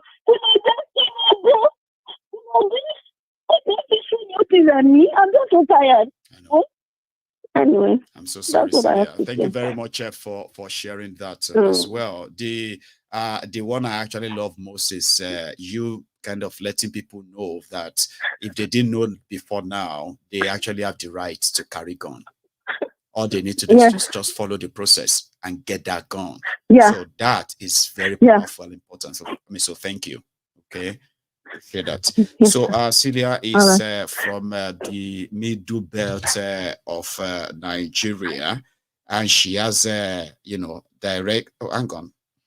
I don't know why this keeps popping up. There's this kind of useless messaging that pops up after every call. It never used to be like that. So I'll see if I can kind of fix that. So yeah. Can you hear me, by the way? I think I have another call, yeah. Hello, the general. Hello, sir. How are you? I'm CA from Atlanta. Oh, CA. I'm so sorry. I was battling with my phone screen there because all these popped up messages. So, CA, sir, how are you today? Yeah, I'm cool. Please.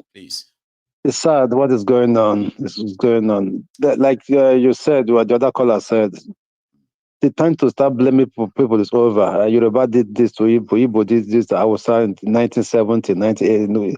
We should go beyond that point. It's over.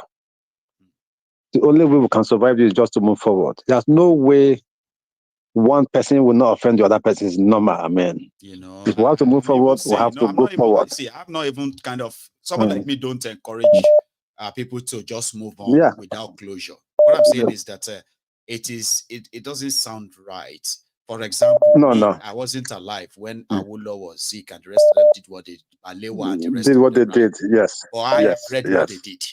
There are some of them I'm not proud of. There are some I'm kind of proud of. Definitely. Else, right? But if we begin to hate ourselves and we are wishing ourselves to be killed for the sins of our ancestors, that doesn't sound right to me. Go on, sir. The Nigerians are, especially, I'm not trying to be biased. Nigerians are good people. I can tell you, if the Igbo nation, the Odu nation go tomorrow, they're going to be great countries.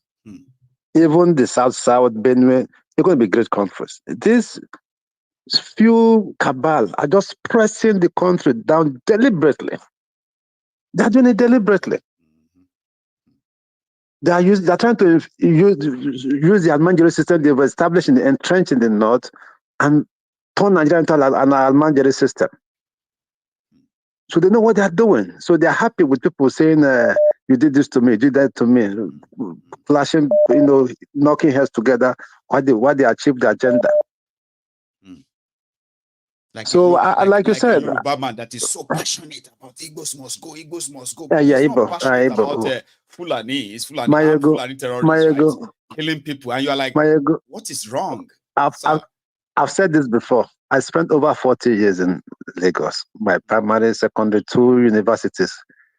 I have never had the worst I have is a joke, Omoibo. That's all. That's just joke. Yorubas are welcome. Don't have any problem. Yorubas people don't have. I grew up, right? And it wasn't like a small word, right? It was like normal. We say, he's an Hausa man or he's a northerner. See. Yeah. We move on. Yeah, we move on. We never had this problem.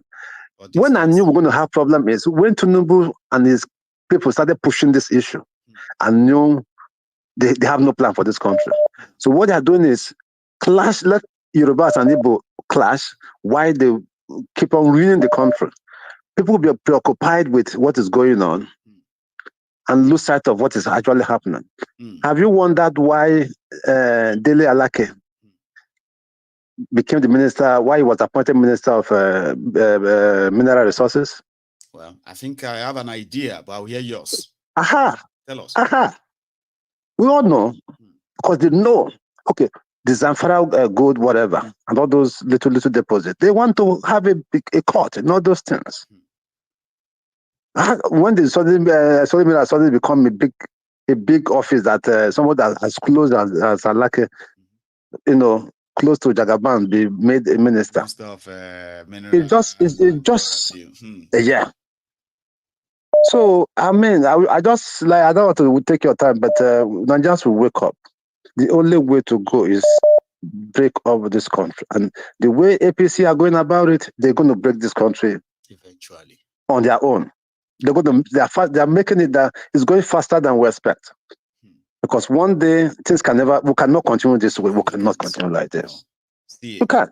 Thank you very much. Thank you, Mayego. You have a wonderful weekend over there, okay? Let me take another one. I have another caller. Can you hear me? Hello. Hello. Hello, sir. How are you? I'm good. Mayego, good evening. Good evening, sir. Baba? Yeah, Mayego, I've been following you for the past close to a year now, and I must say that you're doing a good job. Thanks, man. Thank you. Yes, I really appreciate you. You're doing a very fantastic job. Keep up the good work. I will. Thanks a lot. I just want to address a few things with you. Please. I think the Igbos and the Yorubas have to put their differences aside, because what is on ground now is a serious threat to both tribes, and they need to really put their differences aside and face the real issue that is at hand. That's right. As it is now, Nigeria can never work, and it will never work. You see that we'll go back to the round table and discuss on what terms do we want to be together in that country. Otherwise, we're just wasting our time. We're just going around the circle. And at the end, Nigeria it's already a failing state anyway. It's a failed state, actually. At the end, nothing good will ever come out from that place. Have you wondered why the Nigerian government is always worried when you tell them that they should make security local? Do you know why, Mayego? Why, sir? Because they know if everybody has their gun, that you can't come and threaten anybody anymore, because they will fight you. You understand? Once every local government is armed, everybody, the youth there is armed, you can't mess around with them. Yes.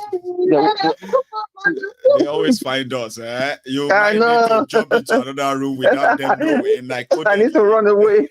Yeah. They always find you. I don't know why they're all like that, right? When you're on the phone, right? If you're not on the phone, they'll be doing their things, right?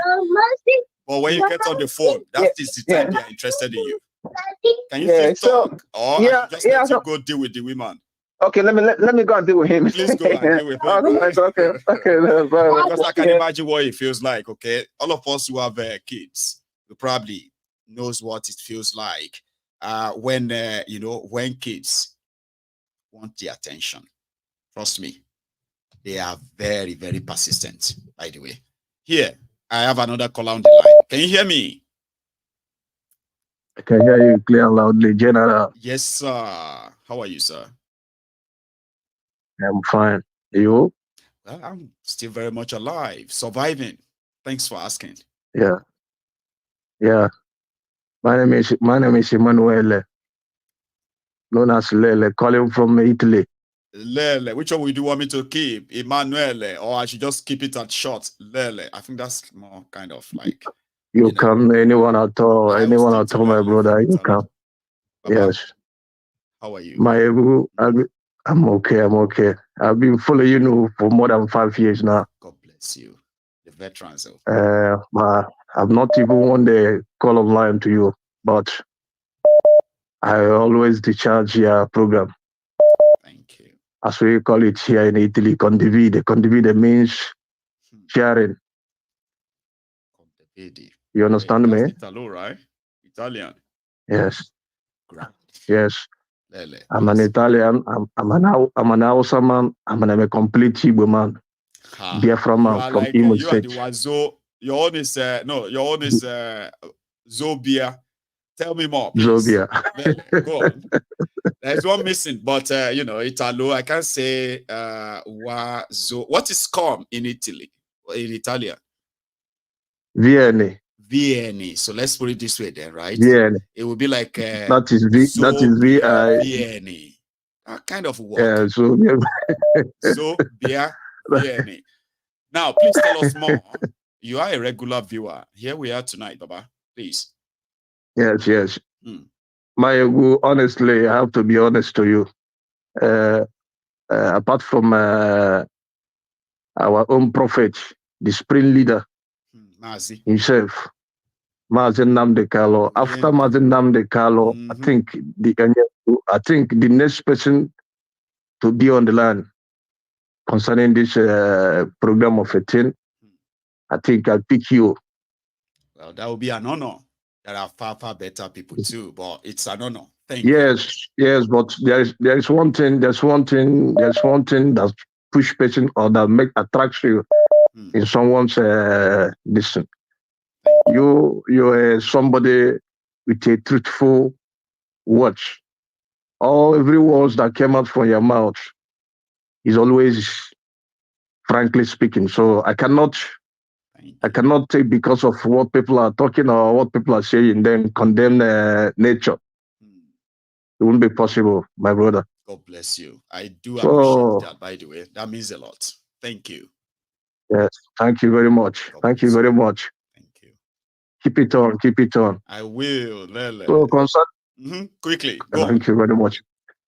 Concerning the issue of what is happening now, will I call it Nigeria or will I call it because that particular country is no more a country, my brother. Sadly.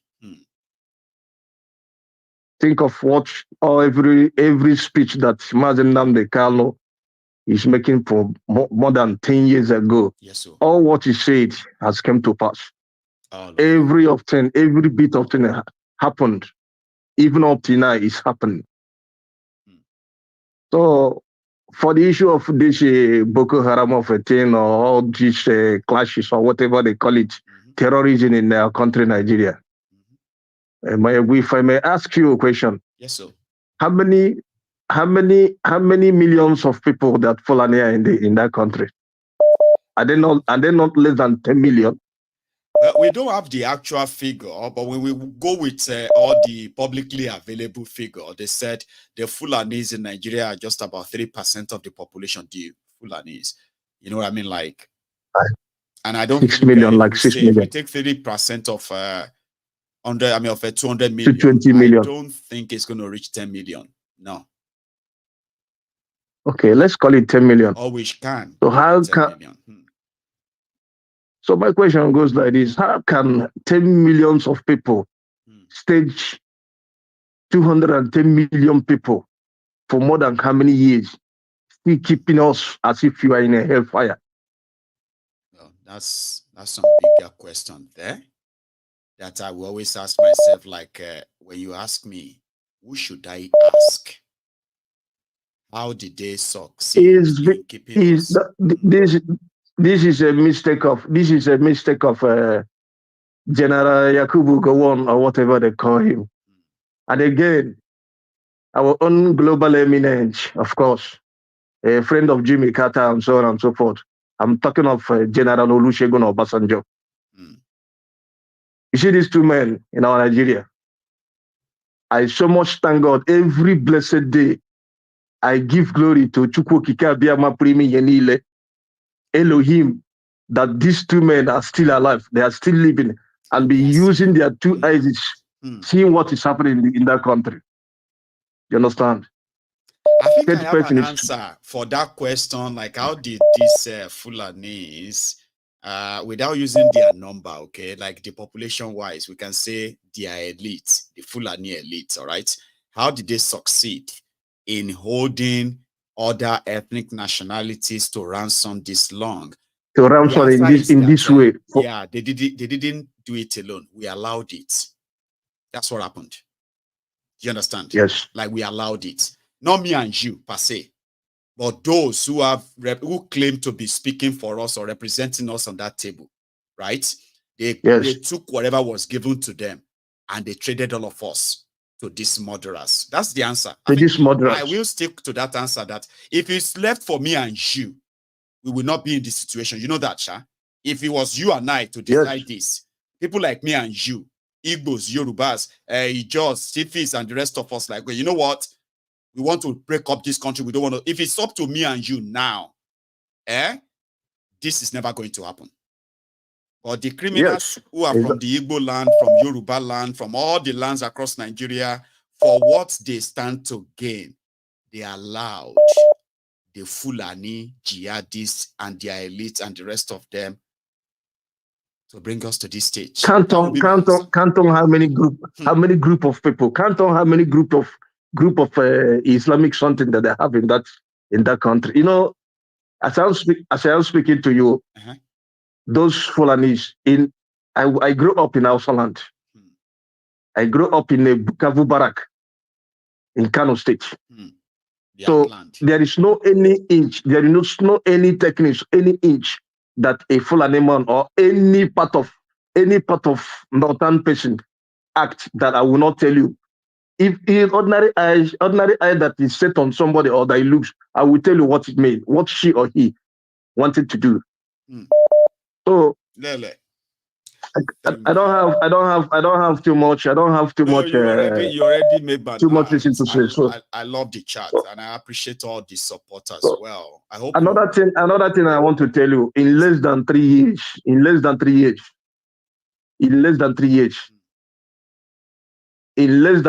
the sawdust we have in our pounds, in our 2 pounds, I think breeze will blow up and take away the sawdust. Then we have to wash our hands to be clean. Mark this my word. In less than 3 years, something will happen in that country. A prophetic saying, something that we should probably just write. Mark my word somewhere else. Lele, thank you. All right. Let me take another one.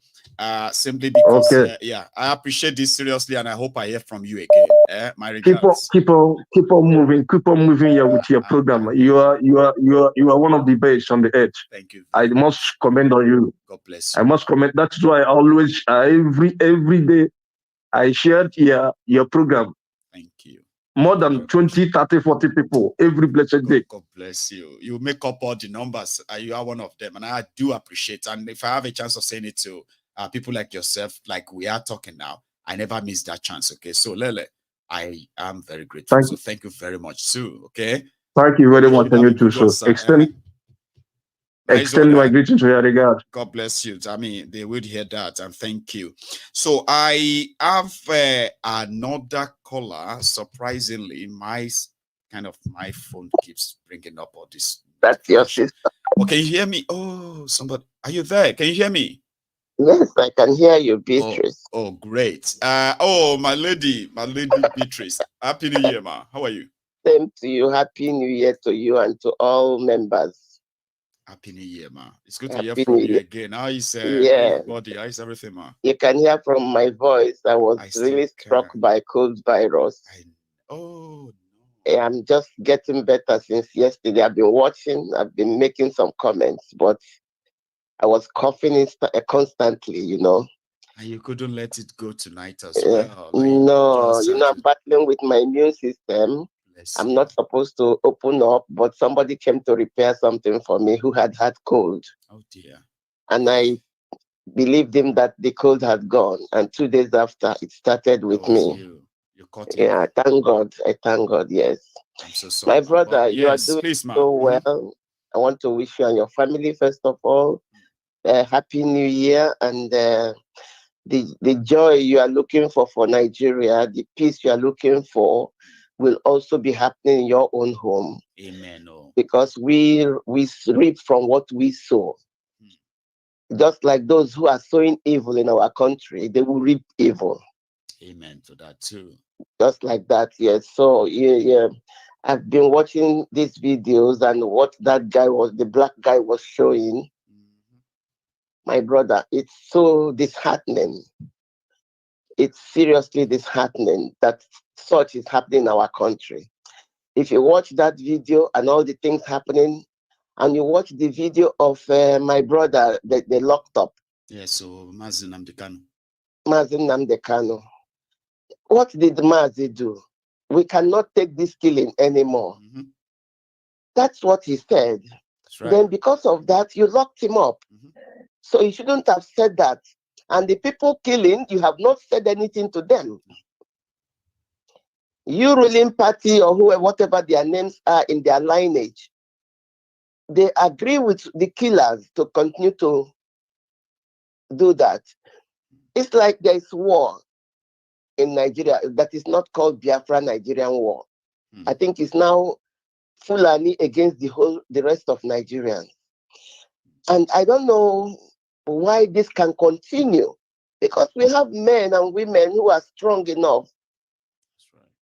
to do something about this. I was happy to see the other young man, I can't remember where he came from, that was telling Bat that he should resign. I know. Those are also like some northern youth too, yeah. Yes, that he should resign. And I was happy to watch that guy saying that. You understand me? Yes, ma'am. So all these things happening, and we have children today. I have grandchildren. Yeah, and I wouldn't want what happened to me when I was less than 10 years old during Nigerian Biafran War to happen to my own grandchildren, or for them not to be able to come home. Children in the IDP camp that very dark man also met? Did you see those children, ma'am? Yes, I saw them. That's the regular faces in the middlebelt now, where people are living in IDP camp. Children, women, and all that is a regular thing. Yeah, and the children are like vague. They don't know what is going on. They don't know what is going. They burnt down their houses, killed their parents. Yes. Kill their parents. And the Emiloko has time to attend parties with his colleagues. He has time to attend parties and to share some millions. But what is really happening that he needs to pay attention to? He's not showing any sign of interest. What does this man want? He has lived maybe he's 80-something or 90-something, I don't care. He wants to bury Nigeria before he dies, or what is actually going on? I think that both Yorubas, not all Yorubas, because there are some of them who are with him. Are you getting what I'm saying? I am with you. Those who are not with him, they should put heads together and find the solution to this nonsense. Because if everybody, how do Yoruba say it? My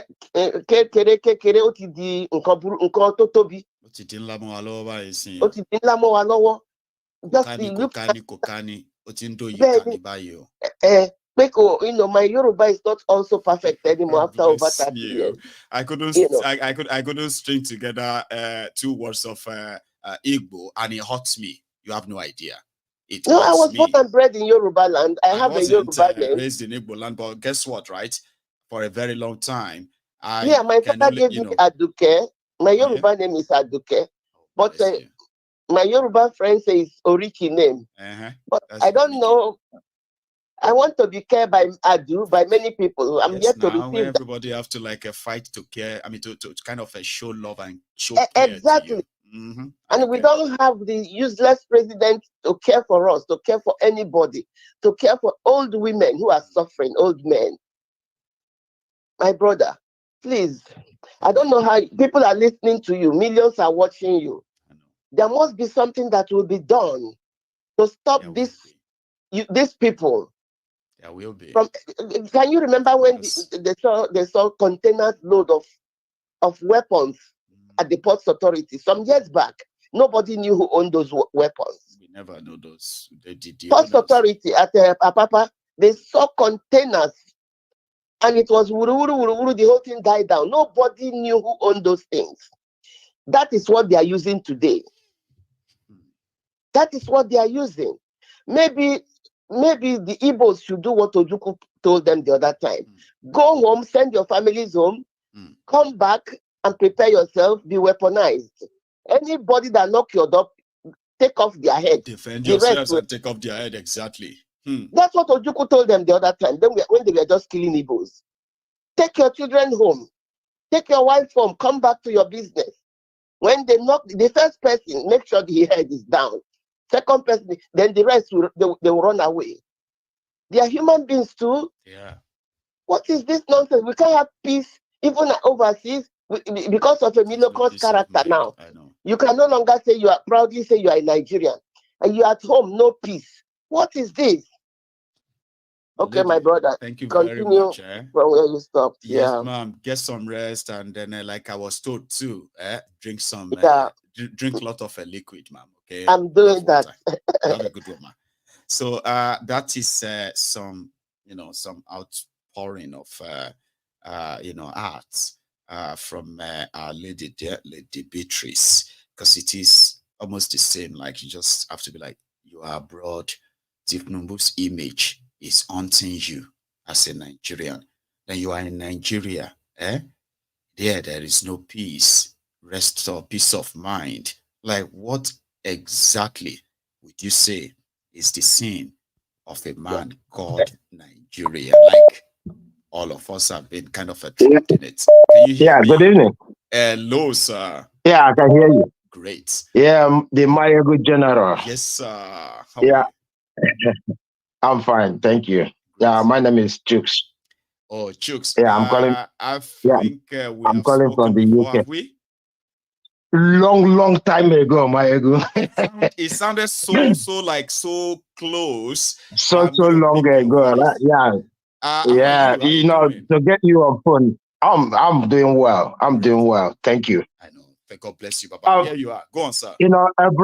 Every day I say God bless you. And that's all I can say to you. You've been doing great.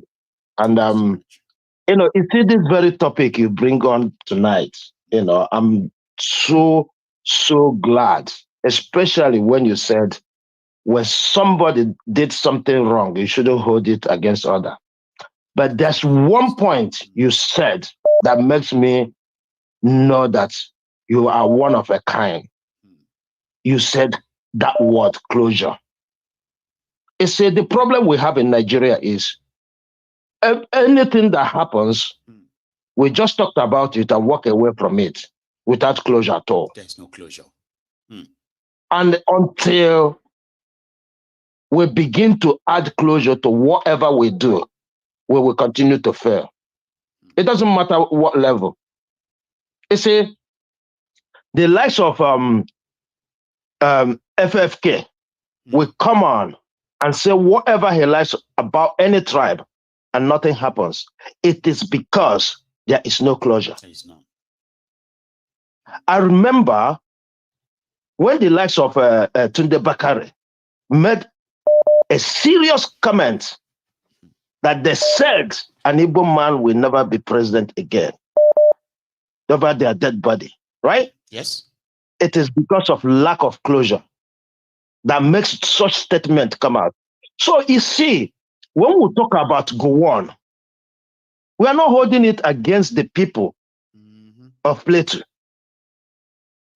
It is because there is no closure. Because if there is closure, somebody will come out and apologize, and everybody will understand what happened.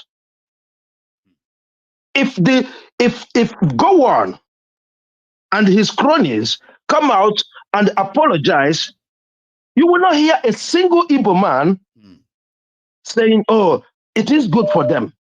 Because when they do that, imagine, I'm not saying, listen, my heart goes out to them every time. My heart goes out for them. And in fact, sometimes I get so angry that I felt if I have anything, if I can do anything to stop that, I would do it. But the fact is this: the people around that place does not understand what is going on. It is the same thing the likes of Ojukwu saw then. It is the same killing. So if the likes of Gowon come out today and say, I apologize, my hands are up, many people will know. Even his people. Like people the can, good can thing come is to time and say, okay, yeah, finally. You know, again, these just people to will quickly back you up a bit, Chooks, okay? Talking about Yeah. disclosure Yeah. for our listeners to understand your perspective very, very well. Yeah, okay, is that we all know that apart from the bogus no winner, no vanquish, after, ensuring the genocide of over 5 million people, you just come out and say no winner, no vanquish. Who does that? The criminals who carried out the genocide.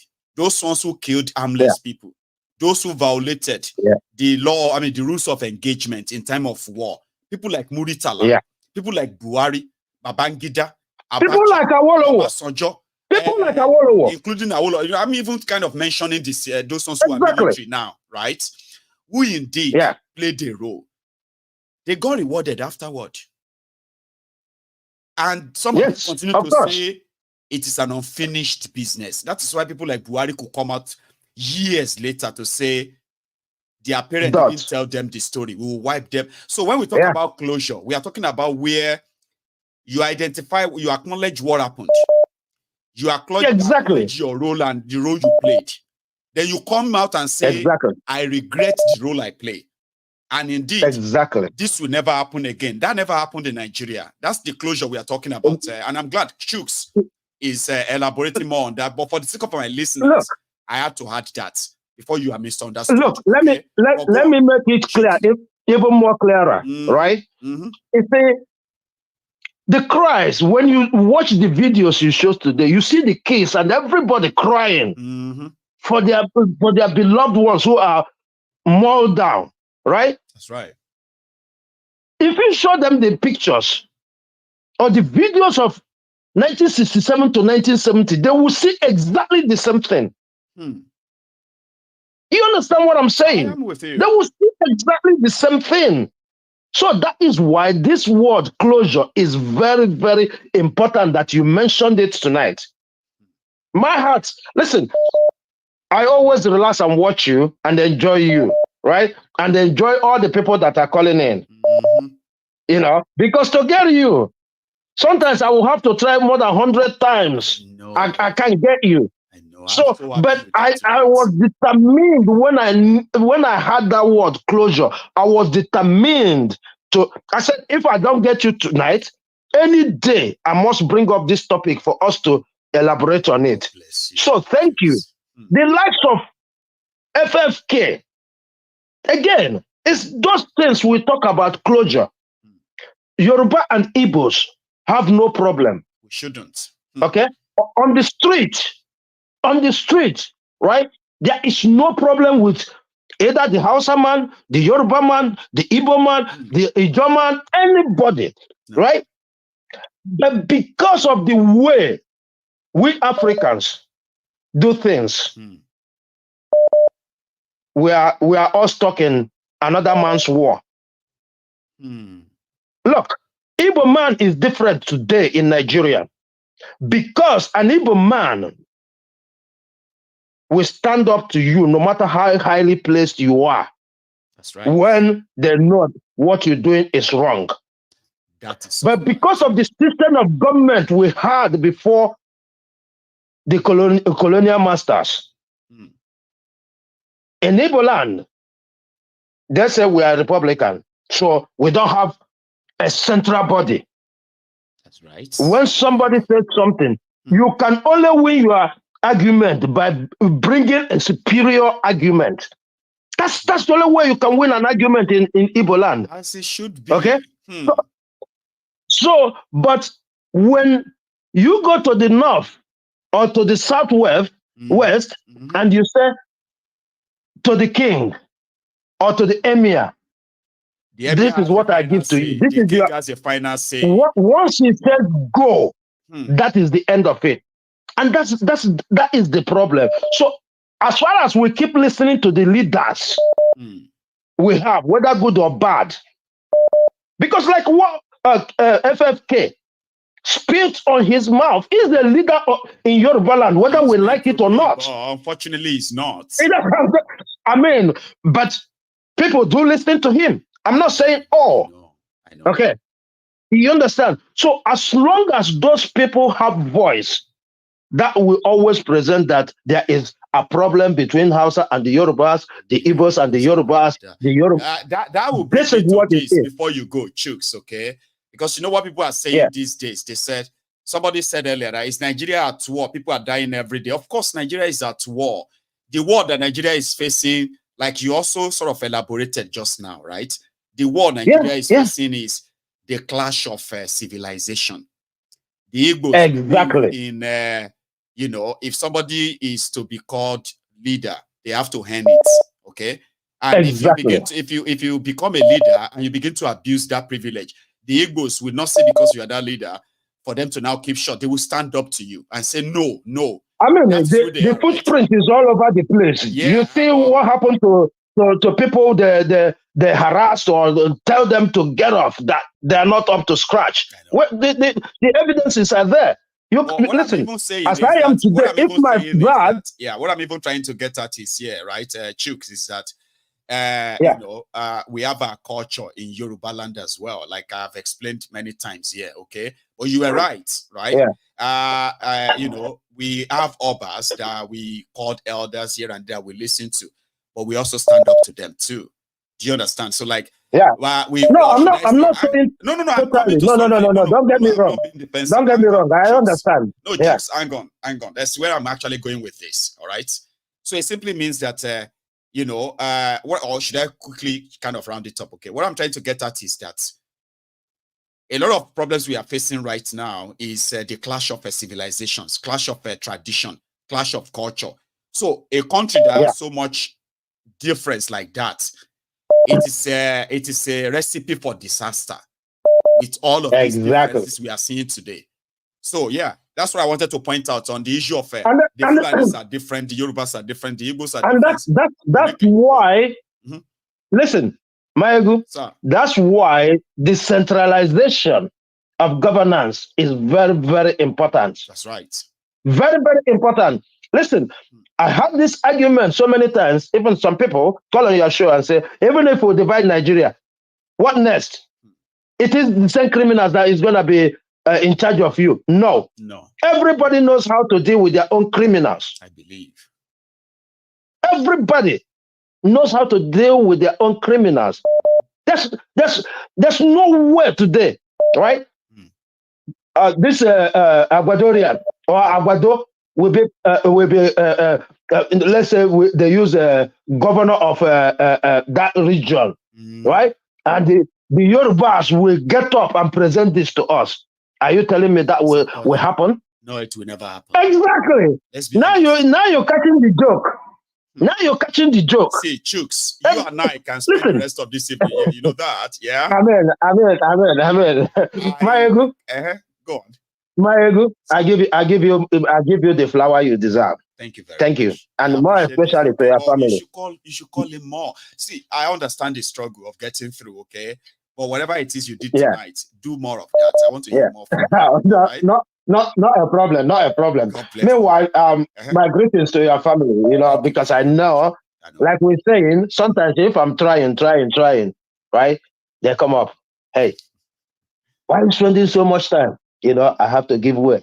So for you to sit here for 3-4 hours to talk to us every day, I must give that kudos, not just to you, but to your family. Thank you, and good night. You are such a very considerate and an honest man. You're a lovely person. I appreciate you, Chooks. Okay, my regards to you. Not a problem. Well. Thank you. Take it easy, all right? All right. Cheers, man. So my time is completely up. We didn't start early, but I ensured that we all have our 3 hours full. I told you I could make it up to us, and indeed, there are some people that will be like, no, don't go. I want to call in. Just be like Chooks, okay? Whatever it is you feel like tonight, you can really get through to voice your own opinion. You can do that tomorrow. And tomorrow is Sunday. And to the leaders of the Yoruba Union who are here watching me tonight, you might be wondering why would you, we haven't set up our first leadership meeting yet. I know some of you are still watching here, okay? I could have sent this to you privately, but I want to say it to you now. Consider this as us still enjoying our holidays of, everybody's trying to get back to their normal routine and life. Those who are trying to get back to their jobs and all of that. I am being considerate as your convener, okay? So we are not going to have our meetings tomorrow. We should be resuming back next week. I hope you write that down, okay? I'll send the official message to every one of us. So thank you. We all need to get ourselves ready. Brace up. When we say people should be helped, you know what we do, eh? And this is 2024. If the Fulani terrorists resume their attacks and their terrorism, there are somewhere this whole thing was. And this is 2024. We could take it a notch further too. Like I said, I won't have to say everything here, okay? But again, thank you to every one of us who spent their evening with me again tonight.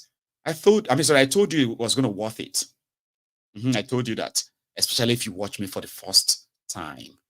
Now, you can subscribe to my channel now, okay? I don't know what happened. We usually are like always over 2,000 of us. I don't know if we have to begin to kind of hold everybody by their hands. I say, yeah, like that video. That is your offering. How could you be here and you didn't like the video? I know. Thank you so much. I will see you some other time, okay? And until then, remember, don't ever miss my Ogun State Political. You won't like it. Ask others. And make sure you take it easy too. Good night.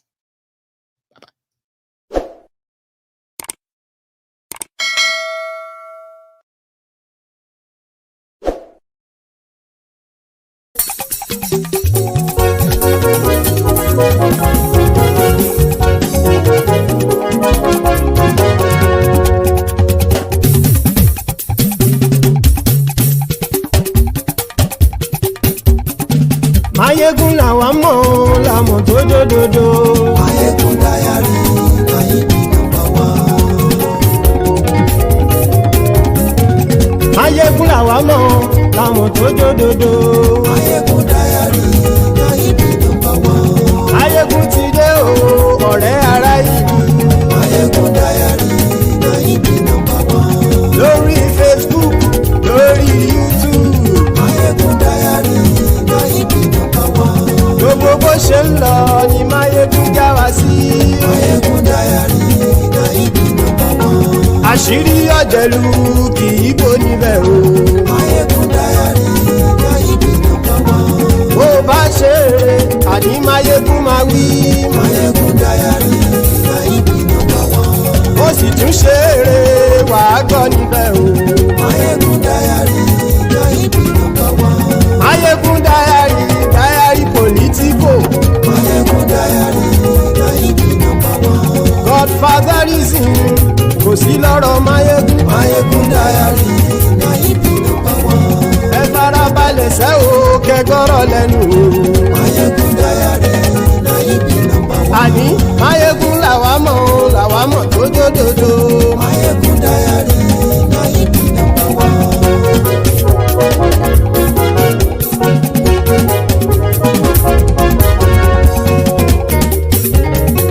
Àní ẹ̀sùn rákì. Mayegun ti dé. Mayegun ti dé. Ọ̀jẹ̀lú ẹ̀sùn rákì. Mayegun ti dé. Àní ẹ̀sùn rákì. Mayegun ti dé. Lórí Facebook. Mayegun ti dé. Àní ẹ̀sùn rákì. Mayegun ti dé. Lórí YouTube. Mayegun ti dé. Àní ẹ̀sùn rákì. Mayegun ti dé. Bọ́ bàbá gbé wúrẹ́. Mayegun máa wí. Àní ẹ̀sùn rákì. Mayegun ti dé. Ijó ìgbádìyẹ. Mayegun máa wí. Àní ẹ̀sùn rákì. Mayegun ti dé. Bí pẹ̀sìdó bá rúfin o. Mayegun máa wí. Àní ẹ̀sùn rákì. Mayegun ti dé. Bí gómìnà kówó jẹ. Mayegun máa wí. Àní ẹ̀sùn rákì. Mayegun ti dé. Ọlọ́pàá ti ń darí bá. Mayegun máa wí. Àní ẹ̀sùn rákì. Mayegun ti dé. Aṣòfin tí ń rúfin o. Mayegun máa wí. Àní ẹ̀sùn rákì. Mayegun ti dé. Òpùrọ́ olóṣèlú. Mayegun máa wí. Àní ẹ̀sùn rákì. Mayegun ti dé. ọ̀jẹ̀lú ẹ̀sùn ràkì. Máyégún ti dé. Àní ẹ̀sùn ràkì. Máyégún ti dé.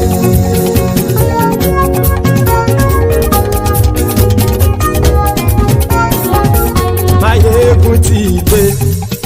Gbogbo ọ̀jẹ̀lú ẹ̀sùn ràkì.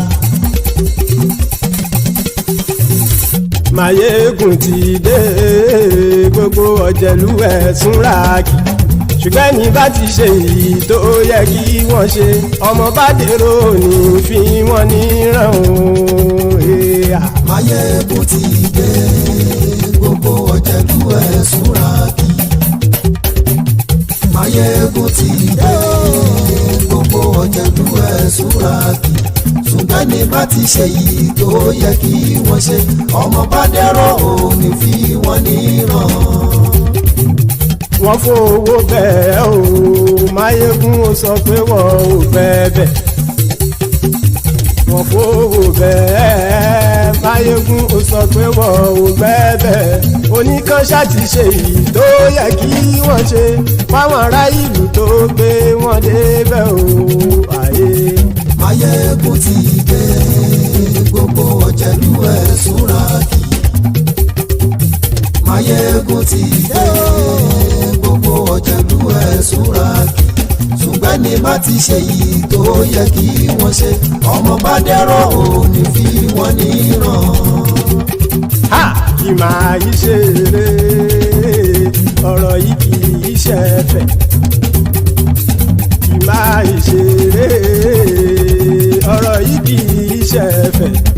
Ẹni bá ti lè lẹ́bọ̀ lẹ́rù o, ọmọ bá dèrò kàṣàyè tú wọn síta. Máyégún ti dé. Gbogbo ọ̀jẹ̀lú ẹ̀sùn ràkì.